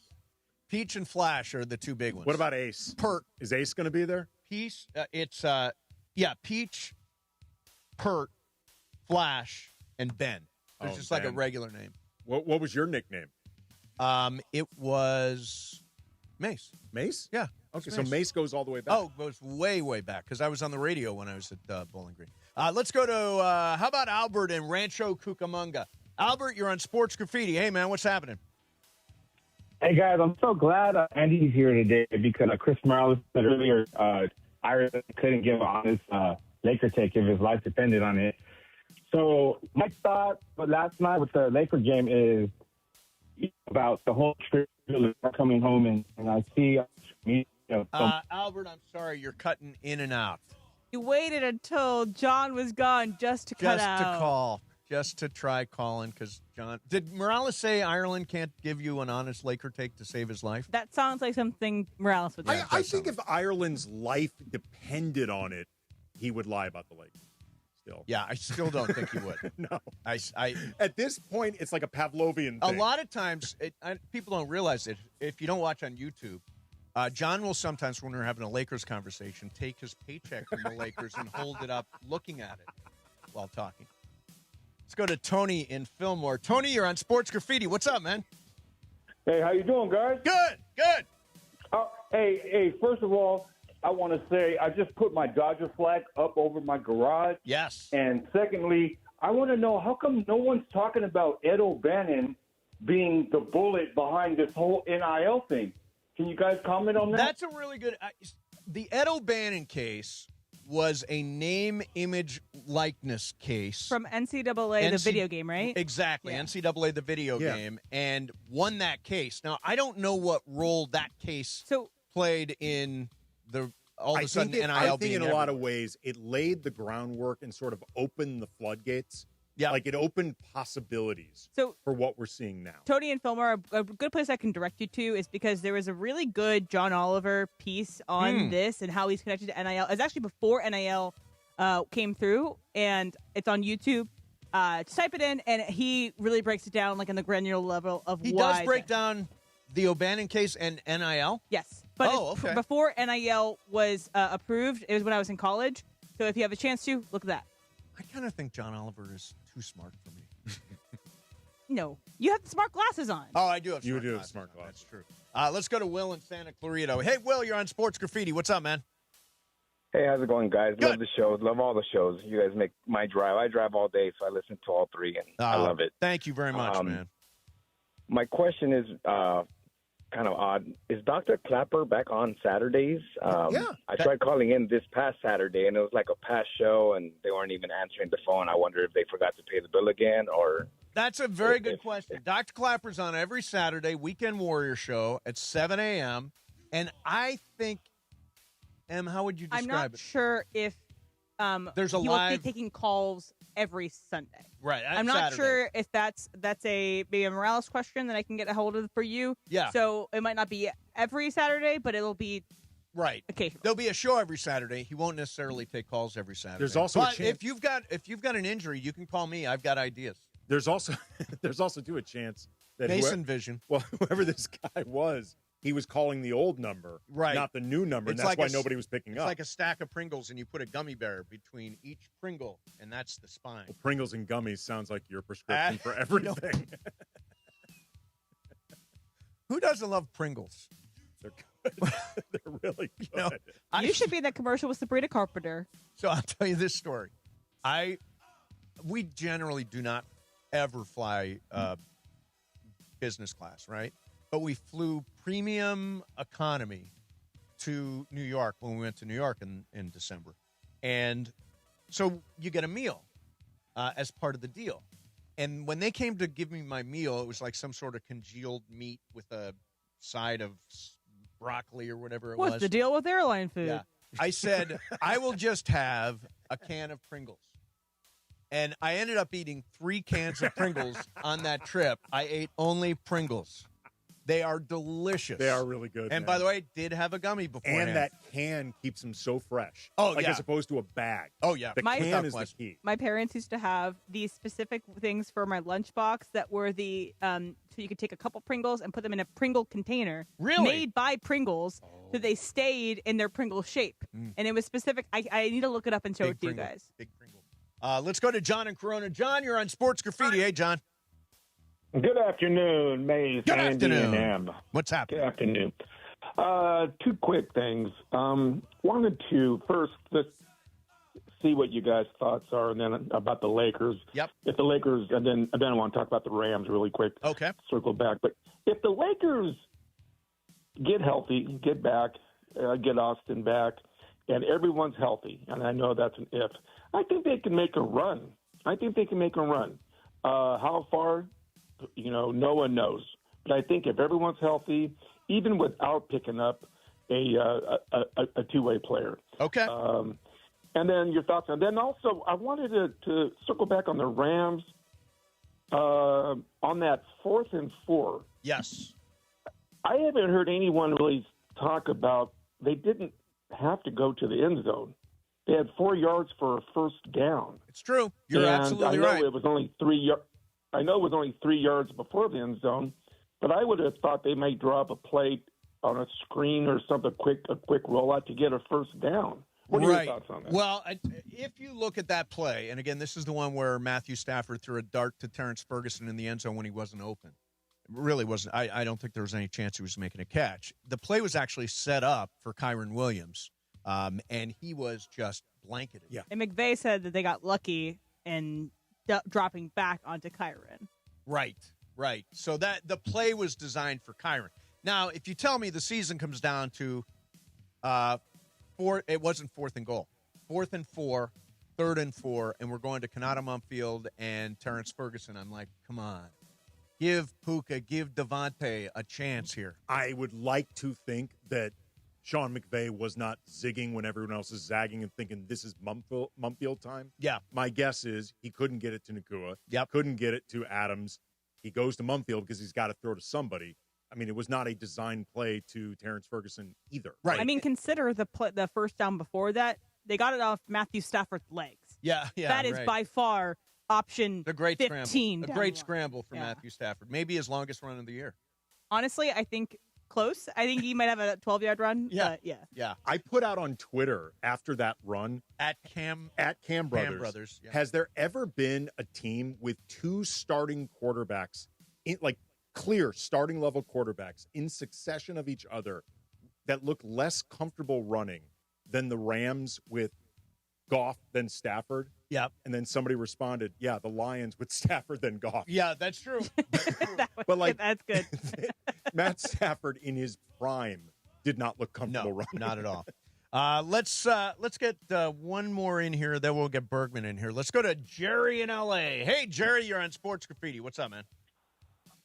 Hey, Mason, remember me, Spoiler Jerry? I remember you, Spoiler Jerry. Okay, Mason, the Olympics are coming again. Yes. I'm begging you not to give events, the outcome events before the games in the evening because I work during the day and I get home and I already know who won because you spoiled it for us. Okay. So I hope when you Olympics come, you don't say who won, what's happening. Okay. All right. I will try to ignore them. Also, Cooper Kupp. Yes. Have you been seeing the videos on social media where that what was it that it was I believe 4th and 8 and he gets the catch? Yes. They're showing that his knee touches the ground before he even gets the ball over the line. Also, they also show that he doesn't complete the catch because when he hits the ground, you're supposed to survive the ground. Yes. The ball comes out of his hand. Yeah. Okay, Jerry. So I am of the belief, and this was a screw up on McVay's part, right? Because he called timeout and didn't call for a review. So he basically wanted the challenge after he called the timeout, which is you'd impossible. have to burn another timeout if you actually went to the. And I personally, you talking about knee down and survived the catch. I thought he had the first down. But there's no loss in throwing the challenge flag. Correct. Maybe you get a different position. They may look at it a couple different times. Yeah. Because that's the game. The game was the game is right there. So if you're going to challenge, that's the spot. If you're going to bother using a timeout there at all, you might as well use the challenge to preserve the timeout. Like it's the same effect either way. You get a timeout, right? Basically, you might as well have them challenge it while preserving a timeout. Like if you're going to bother doing that at all, I don't think they would have won the challenge. It's not truly breaking news, but Magic Johnson has tweeted. Whoa! Magic Johnson tweeted. Okay, now this is a hot take. He says, "To my surprise, the Cleveland Cavaliers blew out my Lakers. It was total domination in every basketball category with a score of 129-99." The more you know, Magic, the more you know. I go to Magic for my hard-hitting analysis. Well, yeah, every time. When I'm looking for, a hot take to play with, I always go to Magic's timeline. The best part of this, too, is he sent it out. It's not even just that it's no information, no opinion. It's like 4 hours after the game ended. Right. It's wait for all the information to settle. He had to have all. That is true. He didn't want to everything. get out over his skis. He wanted to make sure he had everything here correct. Yeah, my Lakers. And I'm glad that he includes the score. Because otherwise, how do we know? The hardest thing to track down in today's day and age. The score. Nobody can figure out where it is. All right, coming up next for you, Greg Bergman's going to be in here. We'll talk some Dodgers. We'll talk some World Baseball Classic. Boy, the U.S. team is unbelievable in the WBC this year. We'll get into all that with Bergman coming up next with the Boys in Blue Report. Mason in Ireland, Andy in for John, 710 ESPN. All gas, all Lakers. The Grammy road trip keeps rolling, and now it hits the nation's capital tomorrow in D.C. And now a steal by Jackson Hayes, and now he's got to run out. Slam dunk, he did a gypsy do between his legs. LeBron, Luka, and the purple and gold battle the Washington Wizards at Capital One Arena. Coverage begins tomorrow at 2:30 p.m. The Lake Show lives here. 710 ESPN and the ESPN LA app. George Chevrolet is kicking off the new year with big savings. GM John Good makes it easy. Up to $11,000 off MSRP on the dependable 2026 Chevy Silverado 1500. Or up to $6,500 off select 2025 Silverado 2500 HDs. John Good and his team deliver great service and savings that last. George Chevrolet off the 91 freeway at the Lakewood exit in Bellflower. Or online at georgechevy.com. Chevrolet. Together, let's drive. Discounts off MSRP select models. Ends 2/2/26. See dealer for details. 866-949-4805. John Ireland here for Blue Ice Huckleberry Vodka, crafted with real mountain huckleberries, Idaho State fruit. Think blueberries, but richer. Try pairing it with lemonade. So refreshing. Blue Ice Vodka, because taste matters. For a century, the Genesis Invitational has stood as one of golf's greatest stages, where legends rise and history is made. February 19th through 22nd, celebrate 100 years of championship golf. Experience the drama, the tradition, and the moments that define the Genesis Invitational. Tickets at genesisinvitational.com. Do you have trouble getting in and out of the bathtub? Are you afraid you'll slip and fall entering or exiting a tub? Safe Step walk-in tubs can transform your bathtub from an area of concern to a calming refuge. Call them today at 1-800-731-4558 and save $1,600. Safe Step walk-in tubs and showers are proudly made in Tennessee and offer an ultra-low step-in, avoiding that difficult climb over a traditional bathtub wall. They also offer a variety of therapeutic benefits that may help soothe your aching muscles and joints, increasing your mobility, boosting your energy, and improving your sleep. Safe Step walk-in tubs are designed to easily fit your existing tub space and are often installed in as little as one day. Just dial 1-800-731-4558 today to save $1,600 and receive a free shower package. That's 1-800-731-4558 for a free no-obligation consultation and to save $1,600. Safe Step walk-in tubs. Safety never felt so good. The biggest show on the radio. Mason, Ireland, you guys are clowns. Screw you, Josh. Damn. Mason and Ireland on 710. Mason and Ireland are clowns. That's going to be a drop for a long time. Why not? Back to the guys. All right, coverage and content of the 2026 NFL playoffs on ESPN LA is presented by Pechanga Resort Casino. Play your perfect combination at Pechanga Resort Casino. See for yourself what made readers of Newsweek and USA Today name Pechanga the best casino outside of Las Vegas. Visit pechanga.com for more information. All right, so we mentioned Cooper Kupp, who made the big catch that kind of sealed the deal for Seattle in the game on Sunday up at Lumen Stadium. And there is some sentiment out there that maybe the Rams kind of did Coop dirty. I can read this. Take it. Yeah. All right. So the Rams won. I'm taking this from an article from Mike Silver in The Athletic. Yes. So the Rams won the first meeting between the two teams in mid-November, and until a furious fourth quarter comeback, their Thursday night rematch in Seattle a month later seemed to be following a similar trajectory. But late in the first half, Kupp's red zone fumble in that first game had killed a potential Seattle scoring drive. According to several witnesses, the fallout from that play sparked a confrontation between Rams and Seahawks coaches as they spilled out of their upstairs boxes at half's end and took a shared elevator to field level. So in those boxes are typically the coordinators on both offenses. Right. The witnesses said that several Rams assistants were discussing the fumble in question as they neared the elevator. One offensive coach asked which Seattle player had been responsible, and when the other replied that it was Kupp, the coach snickered as though he expected the answer. They drew ire from the Seahawks outside linebackers coach Chris Partridge, who enraged response caused Rams defensive pass rush coordinator Drew Wilkins to yell back at him. Partridge's witness said had to be held back by other Seahawks coaches in the packed elevator, averting a possible skirmish. Ooh. So this is coming out after the Seattle Rams game this past weekend. Yep. This is about the first game of the year that the Rams, the Seahawks coaches believed the Rams were being mean about Cooper Kupp. Yes. Of course he fumbled.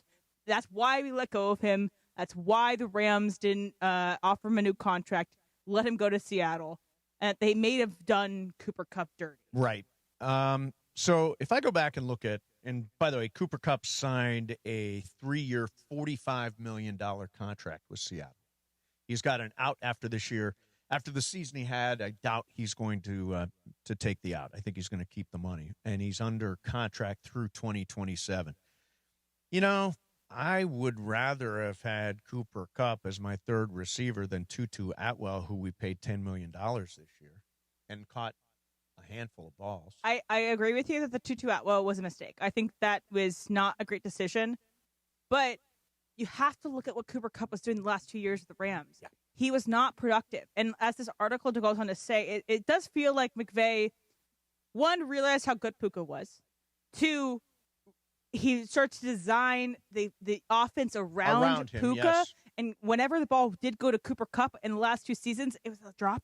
It was an ineffective play. And he missed a lot of games. He missed a lot of games. And it's a lot of money to give to your third receiver. I was going to say, I don't think of it as a choice between Cooper Kupp and Tutu Atwell, because obviously Kupp is better than Atwell. I see it as a choice between Cooper Kupp and Davante Adams. Or at least I think that's the way they see it. And if you're choosing between Davante Adams and Cooper Kupp, Davante Adams was better than Cooper Kupp this season by a mile. Cooper would never be a third receiver. He's not a third receiver with the Seahawks. I think there's also, in a lot of ways, more redundancy between Nakua and Kupp versus Nakua and Adams. 100%. Now, Kupp this year had 47 catches, 593 yards, 2 touchdowns. The thing about the Rams is they can be ruthless. When you're done, Todd Gurley, Cam Akers, Jared Goff, Ernest Jones. When you're done, you're done. And Kupp certainly is not the player he was 3 years ago. I really think. By the way, love the guy, love what he did for the Rams. He will always go down as a Rams legend. There's maybe an outside lens on Kupp in this game specifically because it was against the Rams. Correct. And he had that play. But he had a touchdown. It's not like he had made a massive impact on the game. It was that one play. Yeah, he was not JSN in this game. Right. Like, he had, 4 catches and 35 didn't he have a yards? touchdown catch and then the game-sealing catch? 2 plays. That if it was someone else other than Cooper Kupp, we wouldn't be having this conversation. Correct. And I think that Cooper Kupp is a fantastic blocking wide receiver. Still. But I think the Rams also realized that their tight ends were better at that now and also didn't necessarily need 2 blocking wide receivers. And listen, I'm not a believer in, and I think the Rams follow this, you don't pay for past performance, you pay for future performance. And Cooper Kupp had a very, very mediocre year with not a lot of impact for Seattle this year. Again, I see it more as, and I think, is the way I gathered, the Rams saw it at the time. It was a choice between Kupp or Adams because they did not think they would be able to financially have Kupp, Adams, and Nakua. And Adams gave them something they never had, which is that red zone threat, deep, the home run balls. When Cooper Kupp and Nakua together were redundancy. Yep. They were versatility with Adams and Nakua. Though Adams got the injury at the end of the year, was not as effective in the postseason, though he did still have a touchdown in that game. I just feel like, one, it's a little weird that the author held that story until after the Rams in Seattle was eliminated. The dust up? Yeah, it's like, why didn't you report this when it happened? Like, it feels a weird thing to hold on for so long. It just feels like Seattle wants to nana into the Rams' faces, additional that they beat them, but also that you guys are bad people. Well, yeah, I mean, I think Paul Brown, I quote him all the time. You will be tolerated until you can be replaced. The Rams replaced Cooper Kupp with Davante Adams. Let's all be honest. Cooper Kupp's last season with the Rams, maybe even the last 2 seasons, how often did we spend on this station talking about Kupp's production declining, his lack of availability? Do the Rams need to potentially upgrade, move on?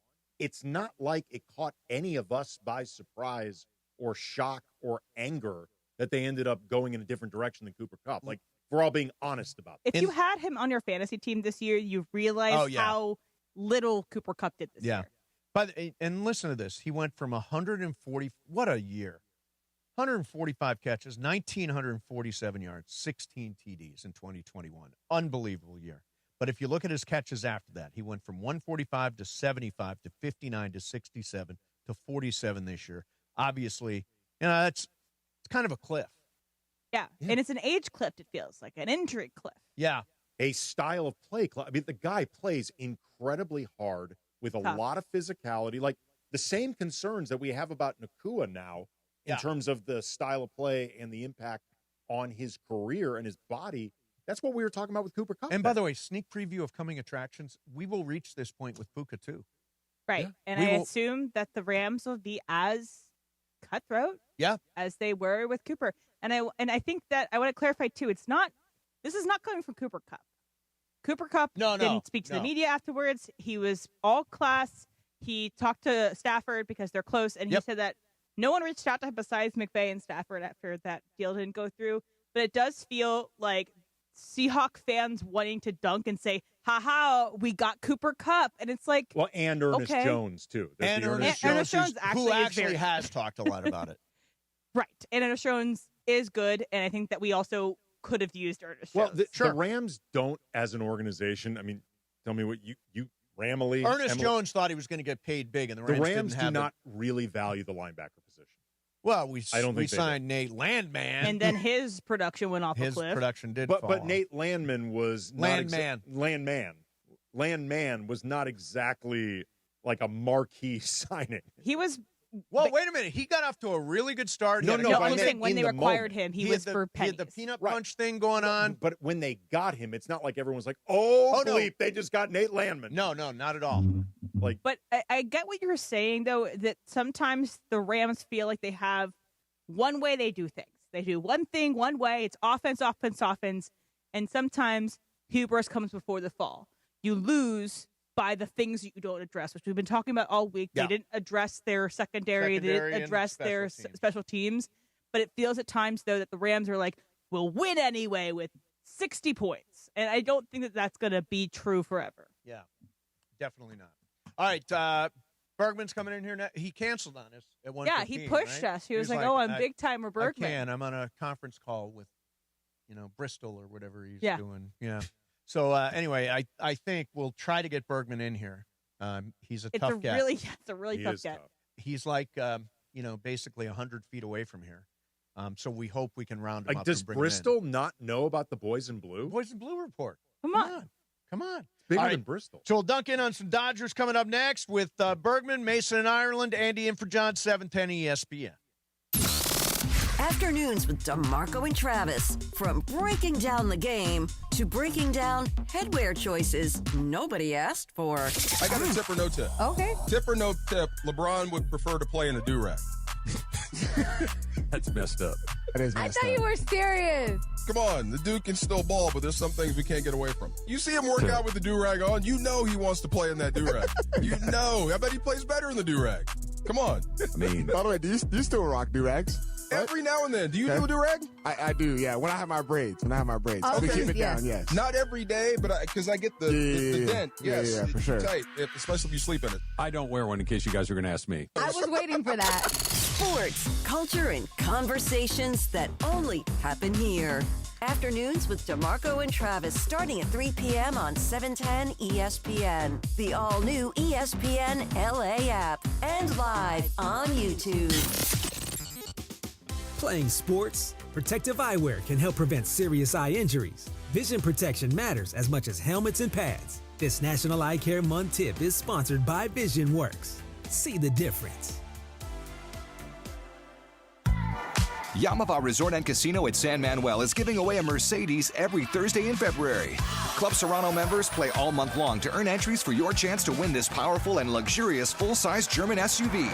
Join for free today and don't miss your opportunity to drive off in a brand new Mercedes. It's all happening at Yamava Resort and Casino at San Manuel, celebrating its 40th anniversary. You in? Details at Yamava.com. Must be 21 to enter. Please gamble responsibly.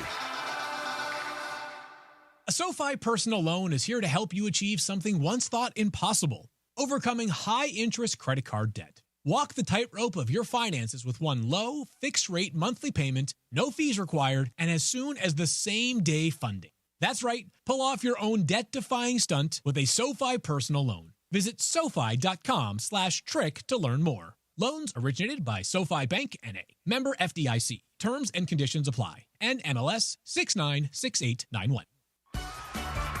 Welcome back to Yeah, That's a Pepper Thing.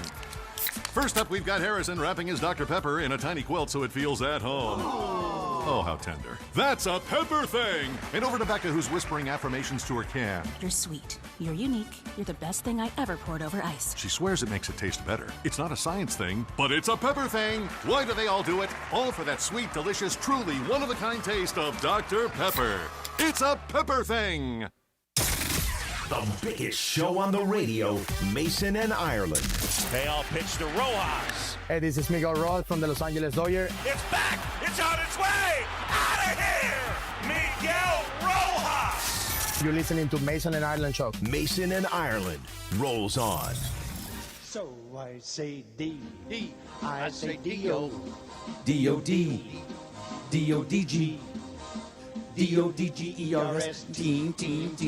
All right, so that is the theme song, apparently, for Bergman. I love that song. It's a good one. It is a good one. It's the Boys in Blue school. Report. The Boys in Blue Report is brought to you by Hard Rock Casino Tejon, the easiest drive from downtown L.A. This January, Unity members can enter the Win, the Drive, the Dream Corvette giveaway. A lot of those. With drawings every Thursday. Learn more at casino.hardrock.com/Tejon. Hard Rock Casino Tejon. This is how SoCal plays. So I was looking at World Baseball Classic is coming up. I want to ask you a couple of different questions about that. Yes, sir. First of all, just generally speaking, this team has got to win the World Baseball Classic. Have you looked at it? I have not looked at it, but you're really putting all of that on this. If they don't win it, it's all over. No. I'm just saying. USA. I'm not guaranteeing a win or that it's like we're going to have a parade or anything like that. But listen to this team. Aaron Judge, Bobby Witt Jr. and Gunnar Henderson up the middle, Alex Bregman at third, Will Smith behind the plate, Kyle Schwarber at DH, toss in Corbin Carroll, Byron Buxton, Pete Crow Armstrong. That is a hell of a team. The Japanese team is always really, really good, too. I was going to say, I like that Ohtani guy they got on Japan. Right. They also have that guy, the Yamamoto guy. And by the way, Paul Skeens, Tarek Skubal. They're bringing in the good players. Yeah. This is a little bit different than Merrill Kelly. And Clayton Kershaw is apparently on this team. Yeah, he is. And he's about to sign with NBC. Which is cool. Yeah, which is very cool. No surprise. Baseball analyst. Yeah, Clayton Kershaw whenever he was mic'd up, he was the best mic'd up player I have ever seen. And I know I'm biased because it's the Dodgers, but he was so good. He was every very, time. very good. Yeah. So Yamamoto is going to pitch in the World Baseball Classic. And I'm unclear if he's starting in Japan or if Japan's team is starting here or the travel, all that stuff. But how do you feel? This is a guy that started 30 games last year, threw back-to-back games in the World Series, piled up a lot of innings. How do you feel about him pitching in the WBC? You say it all the time when it comes to the Olympics. You can't tell anybody, no, don't do it. Can't. Also, no, you can't. And also, I mean, I hate to say it this way, but he's going to miss like a month or two in this regular season anyway. He had 30 starts last year. He did. He was great last year. I don't think that any starter on this team is going to do that again this year. They're going to do all of the little tricks and things before there's a lockout. So might as well just, phantom ILs and all those kind of things. I just don't imagine Yamamoto is going to pitch every game this season like he did last year. Yeah, I mean, look. Do you? He's got kind of a rubber arm at this point. Right, but he's pitched back-to-back games in the World Series. This guy can throw. He can. And he's not a delicate flower. I mean, he's out there throwing 30 starts, led the team. Well, he may also feel like this is his, he wants to continue the Cy what Young he year. did. He wants to continue what he did in the World Series last season. Like, this is sort of the 365-day, if not calendar year of Yamamoto. Yeah, but like, what does he want? Does he want to win a Cy Young, or does he want to win another championship? I mean, it's have a chance at Cy Young when Paul Skeens pretty much wins it every year anyway. I mean, I don't know.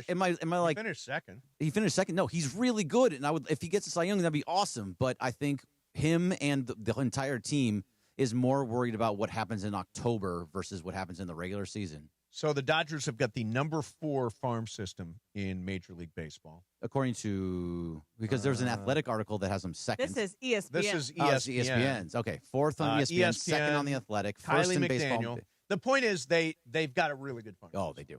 And so even if there is a drastic change in terms of paying players, if there's a cap or a pseudo cap or whatever that is, they are still absolutely loaded. Oh yeah, I think they have 5 or 6 top 100 prospects. They are in a really good spot. And there's also Eduardo Quintero. There's Josue DePaula that's still there. There's Zaire Hope There's Kyle that's still Freeland. there. Alex Freeland. Alex Freeland that's still there. They still have River Ryan. They still like they are loaded in every single position possible. So maybe not catcher anymore, but they still have a bunch of good dudes all the way up and down.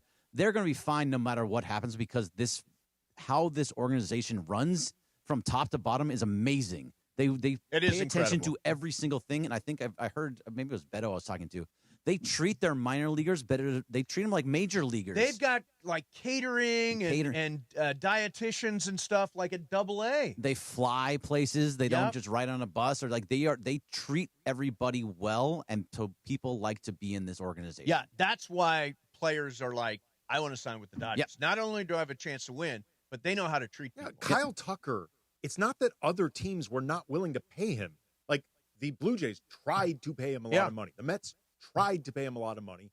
He chose here. Like, the money is not what makes the Dodgers the best organization in baseball. It helps, for sure, being able to spend. But what the money really does is allows them to maximize all the things they're great at independent of money. Like, the money allows them to be the best version of everything that they're really good at. Yeah, I don't believe any of that nonsense that Dodgers ruining baseball. I mean, No, because they're doing things they just do. You wish that your owners did it this way, and I'm not talking about just paying players. I'm talking about paying the players in the minors and bringing in smart people By the way, into the and look top. how I was last night jumping around the Dodgers website because I got a buddy of mine. I'm trying to help get a gig over there, and great guy. Their front office has so many smart people. So many, and some of the titles, like you wonder, Director Integrative Baseball Performance. They're bringing in smart people. Think the Angels got one of those? No. Honestly, By the if your friend just started invoicing the Dodgers for work, they probably wouldn't even notice. They'd probably just pay him. By the way, you know what's a great one? Director Strong Mind Cultural Development. We need one of those around here. But the fact that you're talking, the Angels, by the way, they're terrible in Major League. Yeah. What number are they on the ESPN article? They're probably around like 29, if I had to guess. They are not a good. That's the difference. And by the way, that's they've the had difference. years to sort of develop. They've been and terrible build forever. And, yeah. Top draft picks every single year. And the sad thing for them is they actually do spend money. Yeah. They had the 10th highest payroll this year, and look where it got them. They're proof that just because you spend, I mean, they gave Albert Pujols an insane amount of money. They gave Anthony Rendon an insane amount of money. Josh Hamilton in the back. Right. Of the, yeah. Like, their problem isn't, we can't keep up with the Dodgers in spending. It's they're not very good at this. No. That's their problem. Well, it's the same with the Padres. The Padres now have a very, very bad farm system because they traded everybody Well, they traded away. everybody. They Yeah. traded AJ Preller does not care about his farm system. No. F them picks. Yeah. Is how he looks at it. But they are putting money in, and they still can't keep up with the Dodgers. So that's kind of hurts the Dodgers in that sense. I want to ask you a Raiders question since you're one of our Raiders guys here. So everybody knows you're going to take Fernando Mendoza with the number 1 pick. That's right, and I love it. If you were given the opportunity to trade the number 1 overall pick, which is Fernando Mendoza, to the Ravens for Lamar Jackson, what would you do? Is it straight up? Straight up. Just Mendoza for Jackson. I mean, if it's straight up Mendoza for Jackson, I would probably lean towards Lamar Jackson, but I like having the rookie contract. I want to have Fernando Mendoza because of the rookie contract, and then you have So the Raiders right now, they have like $150 million in payroll. They have the number 1 overall pick. They have 10 picks total in this draft. Yep. So if you can use your picks on offensive line and your money on offensive line and protect Fernando Mendoza and keep him on that rookie contract, then you have 4 years. That is the best point. It's that a lot of teams have a great deal of success when they've got a cost-controlled quarterback for the first couple of 100%. years, and then they can just stack up everything. And so you behind. just keep bringing in people and you keep bringing in playmakers because you have so much money because your quarterback is not being And paid. you know who the head coach is going to be. I do. Is going to be Clint Kubiak. Absolutely. It's going to be Clint Kubiak, offensive coordinator, Seattle Seahawks. That's why they have not named a head coach yet. Totally agree with that. And I think that your guy Mike LaFleur is going to be in Arizona. Do you think Mike LaFleur, is he the leader in Arizona, Em? Have you heard anything? Leader is a funny term. I don't know. So it sounds there like, are leaders everywhere. Yeah, so it sounds like a maybe. It sounds like a maybe. Mike LaFleur definitely has interviewed for that gig. Yeah, he has. And then you're Chris Shula was the leader in Pittsburgh until he won. Oh, man. Right. No, Chris I Shula, know, but they had a chance at Mike McCarthy. Chris Shula lost so much money and lost so many job opportunities by the way he had. Emily, if you've got an opportunity to get Mike McCarthy, you get Mike McCarthy. That's the thing to say. Well, I mean, So, Greg, if you're I want really to tell you trying about, to get rid of Aaron Rodgers, that's how you do it. I want to tell you about this one article that was in the ESPN. It's from Bill Barnwell, and he was going through every coaching change decision that's happened in the past 5 years. No, I saw it. So it's like 38. No, I don't want to spoil it for the people. Okay. There's I like saw it. 38 names, 37 names, Yeah. somewhere in there. 30 it was 37. 37. Oh, great. Thanks. And there was 29, 30, and 31 Yeah, were all from yeah. the same team in Wow. the Las Vegas Raiders. Now, And what makes you think their fourth decision won't end up at the bottom of this list again? because the fourth decision will be because now you have different guys in the front office. Oh, You have Tom Brady and John They Spivak. picked But Pete Carroll. Tom Brady was involved in the selection of Pete So Carroll, Pete and Carroll- they trade for Pete Geno Carroll- Smith. Pete Carroll and everybody, you included, and I I'm love- sure everybody I love said Pete. that is a great move Right, for but it. that It was all great. made sense. Hey, Brady can see the whole He was- board. He's the one that chose that Who guy. are you, Rob Pelinka? He can see Brady can see the whole board. He was brought in to try to change the culture and change how everything worked in there. It didn't work out, and he made bad decisions. And they brought in Geno Smith, who was an absolute disaster. And I think that if the person that comes in now will have a little bit more carte blanche to kind of mess with everything, but because you have so much money, here's the because thing. you have so many picks, because you have the number 1 overall pick. I would have kept Pete Carroll. I don't think Pete Last year was going to be a train wreck, grease fire, no matter what. You can't blame last year on Pete Carroll. I don't think Pete Carroll wanted to come back either. I don't think they went to him and said, "Hey," he was like, "No, let me stay, let me stay." Here's and he's the like, key: nah. when He's you probably change like, okay, head coaches fine. every other year, you are never going to be successful. The funny thing is, though, that number 29, 30, and 31 still being paid right now. Oh, that's Yeah, at least they weren't the worst, which was Urban Meyer. Urban Meyer and also was the there was worst. like 2 or 3 Houston Texans in there. Yeah, it was Lovie Smith and someone else. Yeah, there was one other in there too. So they weren't the worst. They weren't were the just worst, in but they were in collectively 29, 30, 31. nearly the worst. Yeah. I'll ask you. Subject of the day is LeBron. Do you think? And obviously they got slaughtered last night at Cleveland. One of LeBron's worst games as a Laker. It was just weird. Do you think LeBron retires, stays here, goes to Cleveland, goes somewhere else? I think he's deciding. I think he's going to decide whether he wants to go to Cleveland or retire. I mean, if you look at what just the fact that they had that they played the video for him, Yes, the tribute video. Brian Windhorst was on the morning show just on Wednesday. And Windy Wednesday? Windy Wednesday. Yes. And he said that they were not planning to do anything. So the fact that he was actually did have a tribute, they did do that. That either tells me, especially around the same time, they're like, "Oh, we would love to have LeBron." See, I thought if you put those connected, then you can think, "Oh, he's going to go there," or they're saying, "Oh, we find out he's never going to play here again, so we have to put." See, the I tribute." thought it So was it's one of those. I thought it was an emotional sneak attack. Let's play this like in the middle of the game, get LeBron all emotional, and then his game goes to hell. No, think about it. I'm just surprised that he had a bad game in Cleveland. That seems very odd for him. He was overcome with emotion in ways that I do not think he was expecting. I think that took him by surprise. Emily, what do you think?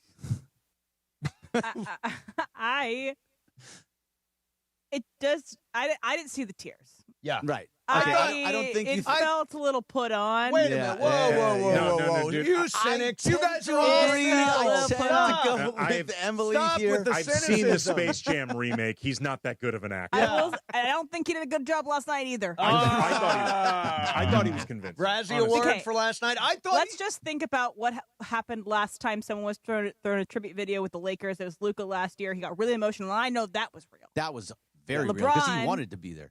Wants to conjure up a little bit, puts his jersey over his head to create Wait a minute. something. He goes to his hometown. You think he had like a pin in it? And he was like, not the first time he's gone back to his He goes to hometown. his hometown. His fans are there.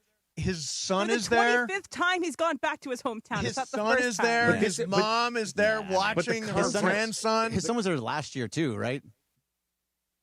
I'm telling you. Yeah, you can say yes, Andy. But you no, can say yes. he's closer to the end. Like, when you But look at last that, year- don't you think there's a reasonable chance he retires? Here's the thing, though. Yeah, I do think there's a reasonable chance he retires. Yes, So, absolutely. of course, he's This more is the emotional. first time. This is the first time, though, that he's gone to Cleveland, like one of these games, where he genuinely does not know what the next season is going to be or really have any idea. Because, like, every other time he's ever been to Cleveland, he's known, I'm coming back to the Lakers.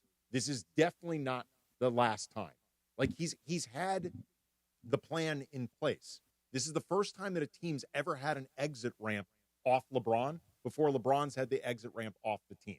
Like, his future is genuinely unknown. I just feel like if he's going to have a retirement tour, like he's going to actually have And remember, a retirement tour. Richard Jefferson did the sword thing. You wasn't expecting that. Yeah, so I just feel like when he's going to retire, he's going to make it known, I'm retiring. 'Cause didn't Kobe do that too? He did it in like November or December. He said that he was going to retire. Yeah, he did not announce it before the season began. No, he did it in the middle of the season. I would think that LeBron would do something along the same lines. He would like actually let people know, hey, I'm not going to be coming back here, so I'm going to try and play in every single city. But here's the difference, though. A, it's hard to truly plan that at his age. Like, your body may not cooperate. But also, two, Kobe's team wasn't playing for stakes. LeBron presumably is going to be on a team with something to play for. That's a lot to balance. I'm telling you, he's not going to retire. He's going to Cleveland. He's going to come back here on a lesser contract. You really think he's not going to take money? How much money do you think he'll go down somewhere between the veterans minimum and $50 million. well, really going out on a limb I've got a range. He ain't getting a max anywhere. Yeah, he's no, if he not. plays next year, he's taking a pay cut. But I feel like it seems like, and every analyst is saying it, even Wendy is saying it, like the Lakers are basically saying, we're done this year. This is our last year with you. You are finished. I think if they have a vote. I know Momo said that they would leave it open, but I don't know. I feel like he wants to allow, it's now Luka's team. They need to build around Luka to have a team built around him. I don't think LeBron cares about that. Did you read your sponsorship thing? I did read my sponsorship. Are you getting rid of me? Well, No. yeah, because we're up against a break. Yeah, I already read it. Do you want me to read it again? Yeah, sure. Okay. Give Boys us in some Blue love. is brought to you by Hard Rock Casino Tejon, the easiest drive from downtown LA. This January, Unity members can enter to win the Drive the Dream Corvette giveaway. With drawings every Thursday, learn more at casino.hardrock.com/Tejon. Hard Rock Casino Tejon. This is how SoCal plays. Mom and brother Brian went out there. Oh, how to, was it? Hard Rock. They absolutely loved it because it's all new and my mom's got really lucky on the slots there too. Ooh. Oh, did she? So now she's driving to Bakersfield.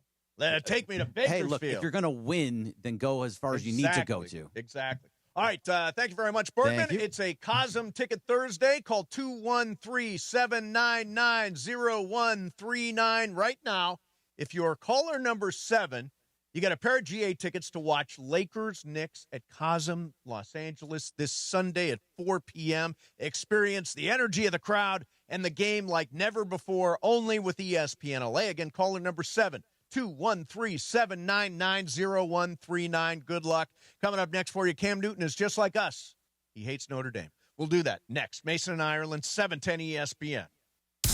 You never know what you're going to get when you wake up with Sedano and Cap. Jim Gray has been involved in so many moments. Yeah, he's been so a part many of a moments. lot of big sports moments in history. There's no doubt. I can think of Jim when Tyson bit off Evander Holyfield's ear. You know, Look at me, man. Look, I got one eye. Look, he got 2 eyes. I'm ready to fight. that was Jim Gray. You know, there's a promo right there. It's the morning show with Sedano and Cap. Weekdays starting at 7 a.m. on ESPN LA. John Ireland for Blue Ice Vodka. Blue Ice's double espresso crafted with Arabica coffee makes the perfect espresso martini. Just shake with ice and pour. Soft, smooth, and delicious. Blue Ice Vodka, because taste matters. I know you're listening to me wearing glasses or contacts. You're either nearsighted, farsighted, have astigmatism, or you're just over 45 and have to wear reading glasses. This is Dr. Sarudi, and I promise you, I can help you with any of these issues. No anesthesia, no pain, no downtime, and if you qualify, I'll even guarantee you with 20/20 or better vision or give your money back. I've never had to after 60,000 cases. Call 855-NOW-2020. 855-NOW-2020. That's 855-669-2020. Coverage and content of the 2026 NFL playoffs on ESPN LA is presented by Pechanga Resort Casino. Plan your perfect combination at Pechanga Resort Casino. See for yourself what made readers of Newsweek and USA Today named Pechanga the best casino outside of Las Vegas. Visit Pechanga.com for more information. Individuals and businesses with tax problems, listen carefully. Do you feel like you're losing control of your finances? If you owe over $10,000 in back taxes or have unfiled tax returns, we can help you take back control. The IRS is the largest and most aggressive collection agency in the world, and they can seize your bank accounts, garnish your paycheck, close your business, and file criminal charges. Take control of your tax problem now by calling the experts at U.S. Tax Shield and take advantage of the Fresh Start program and new laws that may allow us to negotiate a settlement for the lowest amount possible. Our team of tax attorneys and enrolled agents can stop collections and get you protected so you can take control of your financial future. U.S. Tax Shield offers a price protection guaranteed quote to get you protected today. U.S. Tax Shield is A+ rated with the Better Business Bureau, so call now. 800-687-5192. That's 800-687-5192. U.S. Tax Shield. 800-687-5192. The OGs of LA Sports Radio. So I want to ask you guys if I am crazy. Okay. And if there's something wrong with me. I like this. The answer, yes and yes. More Mason and Ireland right now. Hey, what's up, people? Andy's in for John today. Want to remind everybody, next week we're doing a trade deadline special at Rockin' Brews in El Segundo. It's me, Andy, and O'Shea Jackson Jr. from noon to 3 on Thursday next week. So, and you guys will be reenacting the halftime performance from yesterday, which was the mascot for the Cleveland Cavaliers, which is a dog, and then someone else with an exercise ball and tutus and just interpretive dancing. Now, is it BYOB? Bring your own tutu? Bring your own ball. Is it bring your own ball? Do we have a ball? I don't have a ball currently with me, so do you have one in your home? I do. Andy, do you have a ball? I think I do. Okay. Check. One of those big. And then I'm assuming you have tutus because you have a little daughter. I think. I don't know if we still have her old ballerina tutus. I assume we can just borrow Morales' dog costume. Oh, right. Oh, yes. right. Morales, I'm sure. Yes. It's all coming together. Yes, it all is. And you want to be there live in person with us. Rockin' Brews, El Segundo. So sometimes I just read teases as they are. Mm-hmm. And I just did that. And we've talked about this. If I see words in front of me, I often just read them. It's okay. So the suggestion was that we all hate Notre Dame. Yes. And I would like to say I do not. No, I Mace, do not hate Notre Dame. You're a USC guy. I know, but I don't hate Notre Dame because my grandpap was a huge Notre Dame fan and was actually buried in a Notre Dame sweater. But he loved the Irish. You think that Notre Dame was ducking USC? They absolutely were. So they said anytime, anywhere. USC gave him a time and a location, and they said no. Okay, so you might not be super big fan of Notre Dame's current administration of football. That is correct. Okay, so that's. But Cam Newton was on his podcast, and he was challenged to either agree or rebut what people thought he was saying about Notre Dame. So this is Notre Dame is college football's Dallas Cowboys. They find a way to stay on somebody's TV. No. And I get it. I understand it. No. But there's also something that people must understand. I hate the preferential treatment. Okay. I do not have SEC bias more than I have. You actually deserve to be in this position. Getting a automatic bid by being ranked 12th when everybody in front you done got banged up with in-conference games, out-of-conference games, and you just get to sit back and say, no, I don't want to play y'all this year. I want to play them. I want to play them. I don't know. No, they too big. Watch out. We'll play y'all probably in 2040, but I want to play y'all. Yeah. That's what I don't like. Okay, so is he talking about specifically Notre Dame dodging USC, or is he just talking generally about And that next year they will get an opt in the college football playoff that if they're ranked to the top 12, they automatically get in. Which I don't think is a big deal. It is kind of. Maybe if they aren't that good. How many did they let in?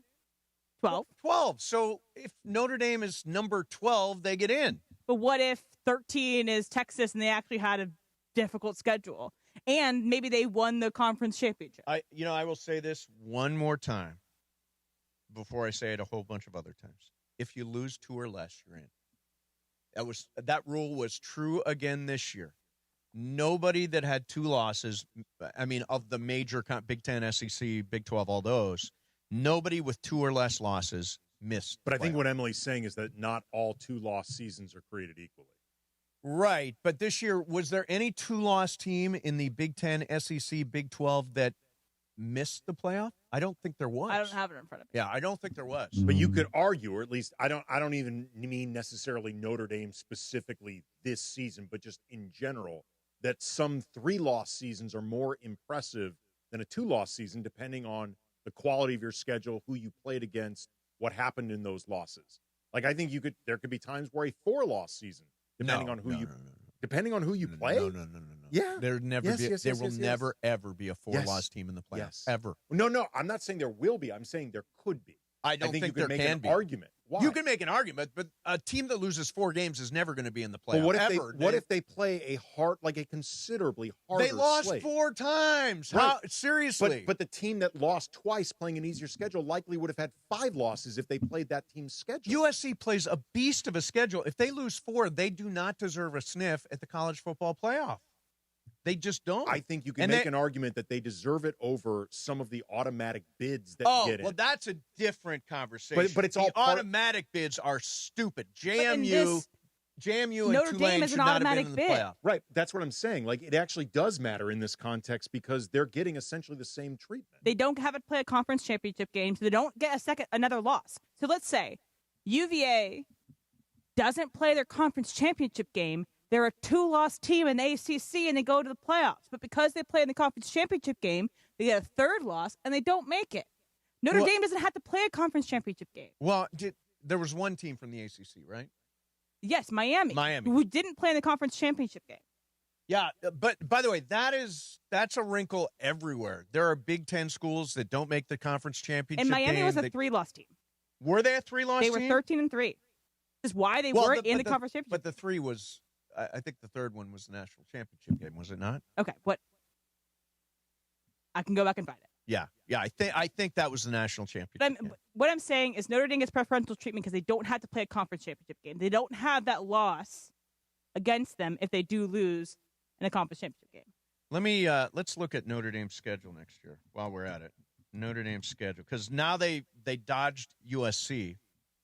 It's a mutual dodge. No, it's not. It was a mutual USC. dodge. They said anytime, anywhere. USC gave them a date Lincoln and a Riley location, and they said no. It was supposed to be a week 0 game. He exposed his whole cards when he was immediately talking about, well, I'd like to make this happen, but should have immediately come out guns blazing saying, same thing. We'll play them anytime, any place, whatever. He created a narrative. But USC gave them week 0, and Notre Dame said no.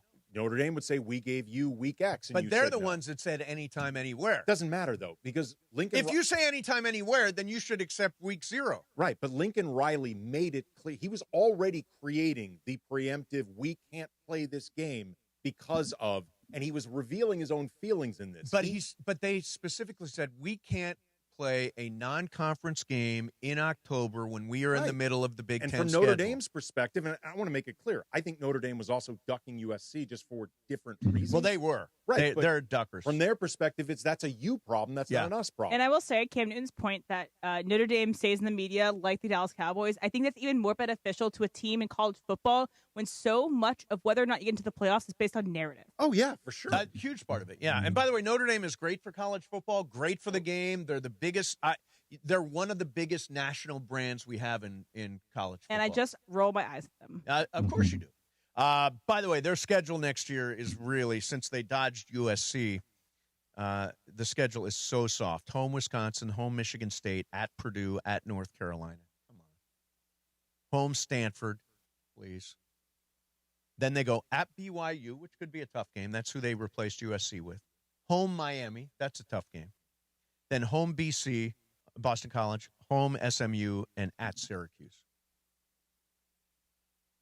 They're going to finish with. They play basically they're going to finish with schedule. 2 or less losses. Yeah, I mean, Cam Newton is correct. What I think Cam Newton's getting at, that he's right, it's not that Notre Dame is a joke or that they're only getting propped up because of legacy and the money that they can generate, but they are given certain amount of preferential treatment. Thank you. Because of the legacy and the money they generate. They pick their schedule. Right. It doesn't mean they're a fraudulent program. Right. It means they're getting exceptional treatment. But in the same way we look at Alabama and Alabama gets special treatment. But they don't get to pick their schedule in its entirety. They have to play the SEC.